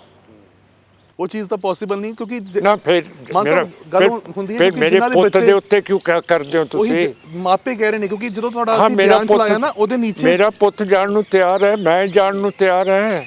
ਕਿਉਂਕਿ ਜਦੋਂ ਤੁਹਾਡਾ ਬਿਆਨ ਆਇਆ ਸੀ ਚਲਾਇਆ ਉਹਦੇ ਨੀਚੇ ਲੋਕਾਂ ਨੇ ਕਿਹਾ, ਕਹਿੰਦੇ ਸਾਡੇ ਤਾਂ ਬੱਚੇ ਉੱਥੇ ਫਸੇ ਹੋਏ ਆ, ਅਸੀਂ ਤਾਂ ਕਹਿੰਦੇ ਰੱਬ ਤੋਂ ਅਰਦਾਸਾਂ ਮੰਗ ਕੇ ਬੱਚੇ ਕਹਿੰਦੇ ਅਸੀਂ ਉੱਥੇ ਭੇਜੇ ਪੜ੍ਹਾਈ ਵਾਸਤੇ। ਔਰ ਕਹਿੰਦੇ ਮਾਨ ਸਾਹਿਬ ਵੀ ਕਹਿੰਦੇ ਉਹਨਾਂ ਨੂੰ ਉੱਥੇ ਰਹਿ ਜਾਓ, ਕਹਿੰਦੇ ਕੱਲ੍ਹ ਨੂੰ ਉਹਨਾਂ ਦੀ ਜ਼ਿੰਦਗੀ ਜਾਂ ਮੌਤ ਕੋਈ ਉਹਨਾਂ ਦੀ ਤਾਂ ਜ਼ਿੰਦਗੀ ਬਣ ਜੂਗੀ ਜੀ। They will become heroes for the Sikhs to participate in an international war, like the Spanish Civil War. Hemingway ਕਿੱਡੇ ਵੱਡੇ ਰਾਈਟਰਸ ਗਏ ਸੀਗੇ ਸਿਵਲ ਵਾਰ 'ਚ, ਉੱਥੇ ਮਰਨ ਥੋੜ੍ਹੀ ਗਏ ਸੀਗੇ, ਉੱਥੇ ਆਪਣੀ ਪਛਾਣ ਦਿਖਾਉਣ ਨੂੰ ਗਏ ਸੀਗੇ। ਹਾਲਾਂਕਿ ਬਹੁਤ ਸਾਰੇ ਬੱਚੇ ਅਜੇ ਹੈਗੇ ਵੀ ਹੈ। ਸਿੱਖਾਂ ਦਾ ਹੋਰ ਕੰਮ ਕੀ ਹੈ? ਜਰਨੈਲ ਇੱਕ ਆਪਣੇ ਸਿਪਾਹੀ ਨੂੰ ਪੁੱਛਦਾ, ਸਿਪਾਹੀਆ ਲੜੇਗਾ? ਉਹ ਕਹਿੰਦਾ ਜਨਾਬ ਹੋਰ ਮੇਰਾ ਕੰਮ ਕੀ ਹੈ? ਹੋਰ ਸਿੱਖਾਂ ਦਾ ਕੰਮ ਕੀ ਹੈ? ਜੇ ਲੜਾਈ ਆ ਗਈ ਹੈ ਅਤੇ ਇੰਟਰਨੈਸ਼ਨਲ ਪੱਧਰ ਦੇ ਉੱਤੇ ਤੁਸੀਂ ਆਪਣੇ ਆਪ ਨੂੰ ਦਿਖਾਉਣਾ ਹੈ ਕਿ ਤੁਸੀਂ ਇੱਕ ਅਲੱਗਾ ਕੌਮ ਹੈ। So this is the best opportunity that a Sikh can get. ਹੋਰ ਐਵੇਂ ਨਹੀਂ ਮਰਦੇ ਆਪਾਂ। ਜੀਓ ਪੋਲੀਟਿਕਸ 'ਤੇ ਤੁਹਾਡੀ ਬਹੁਤ ਪਕੜ ਹੈਗੀ ਹੈ। ਇਹ ਪੂਰੇ ਇਸ਼ੂ ਨੂੰ ਕਿਵੇਂ ਤੁਸੀਂ ਡੀਕੋਡ ਕਰਦੇ ਹੋ ਕੀ ਲੱਗ ਰਿਹਾ ਹੈ ਕਿ ਹੱਲ ਹੋ ਜਾਊਗਾ? ਕਿਉਂਕਿ ਅੱਜ ਵੀ ਬੈਲਾਰੂਸ ਦੇ ਵਿੱਚ ਟਾਕਸ ਦੇ ਵਾਸਤੇ ਤਾਂ ਗੱਲਬਾਤ ਵਾਸਤੇ ਦੋਵੇਂ ਮੁਲਕ ਆਮੋ ਸਾਹਮਣੇ ਆਏ ਨੇ, ਟੇਬਲ ਟਾਕ ਹੋ ਰਹੀ ਹੈਗੀ ਹੈ, ਬਟ ਓਵਰਆਲ ਤੁਹਾਨੂੰ ਇਸ ਦੇ ਉੱਤੇ ਕੀ ਤਸਵੀਰ ਨਜ਼ਰ ਆਉਂਦੀ ਹੈ? ਪਰ ਰੂਸ ਨੂੰ ਵਿਡਰਾਅ ਕਰਨਾ ਪਊਗਾ ਆਪਣੀ ਟੈਰੀਟਰੀ ਜਿਹੜੀ ਅਟੈਕ ਕਰਨ ਤੋਂ ਪਹਿਲਾਂ ਸੀਗੀ, ਤੇ ਮੁਆਵਜ਼ਾ ਵੀ ਦੇਣਾ ਪਊਗਾ, ਤੇ ਜਿਹੜੇ ਸਾਡੇ ਬੱਚਿਆਂ ਦੀ ਉੱਥੇ ਜ਼ਿੰਦਗੀ ਰੂਸ ਨੇ ਖਰਾਬ ਕੀਤੀ ਹੈ ਉਹਦਾ ਵੀ ਮੁਆਵਜ਼ਾ ਉਹਨਾਂ ਨੂੰ ਮਿਲਣਾ ਚਾਹੀਦਾ। ਤੇ ਇੰਡੀਆ ਨੂੰ ਹੁਣ ਜਿਹੜਾ ਇਹਨਾਂ ਦਾ ਅਲਾਇੰਸ ਸਕੁਆਡ ਦੇ ਨਾਲ ਹੈ ਉਹਦੇ ਨਾਲ ਰੱਖਣਾ ਚਾਹੀਦਾ ਹੈ, ਤੇ ਇੱਕ ਪਾਸੇ ਜਾਈਦਾ, ਦੋ ਪਾਸੇ ਨਹੀਂ ਆਪਣੇ ਕਿਸ਼ਤੀਆਂ ਦੇ ਵਿੱਚ ਪੈਰ ਰੱਖੀ ਦੇ। ਪਰ ਇਹਨਾਂ ਨੂੰ ਤਜਰਬਾ ਹੈ ਨਹੀਂਗਾ ਇਹ ਰਾਜ ਕਰਨ ਦਾ, ਕਦੇ ਕੀਤਾ ਤਾਂ ਹੈ ਨਹੀਂ। ਯੋਧਿਆ ਤੁਹਾਡੇ ਹਿਸਾਬ ਨਾਲ ਕੀ ਮੈਨੇਜਮੈਂਟ ਹੋਣੀ ਚਾਹੀਦੀ ਸੀਗੀ ਰੂਸ ਯੂਕਰੇਨ ਦੇ ਵਿੱਚ? ਇੰਡੀਆ ਦਾ ਕੀ ਰੋਲ ਹੋਣਾ ਚਾਹੀਦਾ ਸੀਗਾ? ਇੰਡੀਆ ਦਾ ਰੋਲ ਹੋਣਾ ਚਾਹੀਦਾ ਸੀਗਾ ਕਿ ਅਸੀਂ ਵੈਸਟ ਦੇ ਨਾਲ ਖੜੇ ਹਾਂ। ਤੁਸੀਂ ਜਾਸਤੀ ਕੀਤੀ ਹੈ 2014 ਵਿੱਚ 14 ਚ ਰੂਸ ਨੇ ਕ੍ਰੀਮੀਆ ਕੈਪਚਰ ਕਰ ਲਿਆ ਸੀ, ਯੂਕਰੇਨ ਦਾ ਇੱਕ ਪੂਰਾ ਇਲਾਕਾ। ਤੇ ਮੇਰਾ ਮਤਲਬ ਹੈ ਕਿ ਜੇ ਚੀਨ ਨੇ ਇੰਨਾ ਇਲਾਕਾ ਲਦਾਖ ਦਾ ਕੈਪਚਰ ਕਰ ਲਿਆ ਹੈ, ਤੇ ਪਾਕਿਸਤਾਨ ਨੇ, ਚੀਨ ਨੇ ਕਸ਼ਮੀਰ ਦਾ ਕਿੰਨਾ ਇਲਾਕਾ ਕਬਜ਼ੇ 'ਚ ਕਰ ਲਿਆ ਹੈ, ਇਹਨਾਂ ਨੂੰ ਥੋੜ੍ਹੀ ਬਹੁਤੀ ਤਾਂ ਸ਼ਰਮ ਆਉਣੀ ਚਾਹੀਦੀ ਹੈ ਕਿ ਜੇ ਰੂਸ ਇਹਨਾਂ ਦਾ ਬੈਸਟ ਫਰੈਂਡ ਹੈ, ਉਹ ਕਹੇ ਤਾਂ ਸਹੀ ਕਿ ਚੀਨ ਨੂੰ ਤੂੰ ਵਾਪਸ ਜਾ, ਜਾਂ ਇੰਡੀਆ ਨਾਲ ਅਸੀਂ ਖੜੇ ਹਾਂ। ਕਦੇ ਰੈਸੀਪ੍ਰੋਕੇਟ ਰੂਸ ਨੇ ਹਿੰਦੁੱਤਵਾ ਨੂੰ ਕੀਤਾ ਹੈਗਾ? ਅੱਜ ਤੱਕ ਨਹੀਂ ਕੀਤਾ ਹੈਗਾ। ਫਿਰ ਕਾਹਦੀ ਇਹਨਾਂ ਦੀ ਡਿਪਲੋਮੇਸੀ ਹੈ? ਡਿਪਲੋਮੇਸੀ ਹੁੰਦੀ ਹੈ ਜਿਹਦੇ ਕੋਲੇ ਪੈਸਾ ਜ਼ਿਆਦਾ ਹੈ। ਜਿਹਦੇ ਕੋਲੇ ਪੈਸਾ ਜ਼ਿਆਦਾ ਹੈ ਉਹਦੇ ਕੋਲੇ ਮਿਲਟਰੀ ਤਕੜੀ ਹੁੰਦੀ ਹੈ। ਮਿਲਟਰੀ ਦੇ ਅੱਗੇ ਡਿਪਲੋਮੇਸੀ ਹੁੰਦੀ ਹੈ। ਇਹਨਾਂ ਦੇ ਕੋਲੇ ਨਾ ਪੈਸਾ ਹੈ, ਨਾ ਮਿਲਟਰੀ ਹੈ, ਨਾ ਡਿਪਲੋਮੇਸੀ ਹੈ। ਮਾਨ ਸਾਹਿਬ, ਗੱਲਾਂ ਬਹੁਤ ਸਾਰੀਆਂ ਸੀਗੀਆਂ ਪਰ ਮੈਨੂੰ ਲੱਗਦਾ ਸਮਾਂ ਇਜਾਜ਼ਤ ਨਹੀਂ ਦੇ ਰਿਹਾ। ਹਾਂ, ਫਿਰ ਤੁਹਾਡੇ ਲਈ ਦੁਬਾਰਾ ਚਾਹ ਲੈ ਕੇ ਆ ਰਹੀ ਹੈ। ਹਾਂਜੀ, ਮੈਨੂੰ ਦੇਖਦੀ ਹੈ ਚਾਹ ਹੁੰਦੀ ਤੁਹਾਡੇ ਲਈ। ਚਲੋ ਚਾਹ ਵੀ ਆਪਾਂ ਚਾਹ ਤੇ ਵੀ ਚਰਚਾ ਕਰਾਂਗੇ ਬਾਅਦ ਦੇ ਵਿੱਚ। ਫਿਲਹਾਲ ਮਾਨ ਸਾਹਿਬ ਤੁਹਾਡਾ ਬਹੁਤ ਬਹੁਤ ਧੰਨਵਾਦ। ਮਿਹਰਬਾਨੀ ਜੀ, ਥੈਂਕ ਯੂ ਸੋ ਮਚ ਜੀ। ਤਾਂ ਸਿਮਰਨਜੀਤ ਸਿੰਘ ਮਾਨ, ਗੱਲਬਾਤ ਹੋਈ ਹੈ ਮਾਨ ਸਾਹਿਬ ਉਹਨਾਂ ਦੇ ਨਾਲ, ਦਿਲ ਦੀਆਂ ਵੀ ਕੁਝ ਗੱਲਾਂ ਕੀਤੀਆਂ ਨੇ, ਉਹਨਾਂ ਦੀ ਜ਼ਿੰਦਗੀ ਦੀ ਵੀ ਗੱਲਾਂ ਕੀਤੀਆਂ ਨੇ, ਸਿਆਸਤ ਦੀ ਵੀ ਗੱਲਾਂ ਕੀਤੀਆਂ ਨੇ, ਔਰ ਜੀਓ ਪੋਲੀਟਿਕਸ ਦੀ ਵੀ ਗੱਲਾਂ ਕੀਤੀਆਂ ਨੇ। ਤਾਂ ਹੁਣ ਨਾਲ ਜਿਵੇਂ ਨਤੀਜਿਆਂ ਦੀ ਗੱਲ ਕਰ ਰਹੇ ਸੀ, ਚੋਣਾਂ ਦੀ ਗੱਲ ਕਰ ਰਹੇ ਸੀ, ਤਾਂ ਦੇਖਣਾ ਹੋਊਗਾ ਕਿ ਨਤੀਜੇ ਉਸਦੇ ਵੀ ਕਿਹੋ ਜਿਹੇ ਆਉਂਦੇ ਨੇ, ਔਰ ਕੀ ਇਸ ਵਾਰ ਮਾਨ ਸਾਹਿਬ ਹੋਣੀ ਵਿਧਾਨ ਸਭਾ ਦਾ ਸਫ਼ਰ ਤੈਅ ਕਰਦੇ ਨੇ। ਇਹ ਨਤੀਜੇ 10 ਮਾਰਚ ਨੂੰ ਤੈਅ ਕਰਨਗੇ। ਵਾਹਿਗੁਰੂ ਜੀ ਕਾ ਖਾਲਸਾ, ਵਾਹਿਗੁਰੂ ਜੀ ਕੀ ਫਤਿਹ।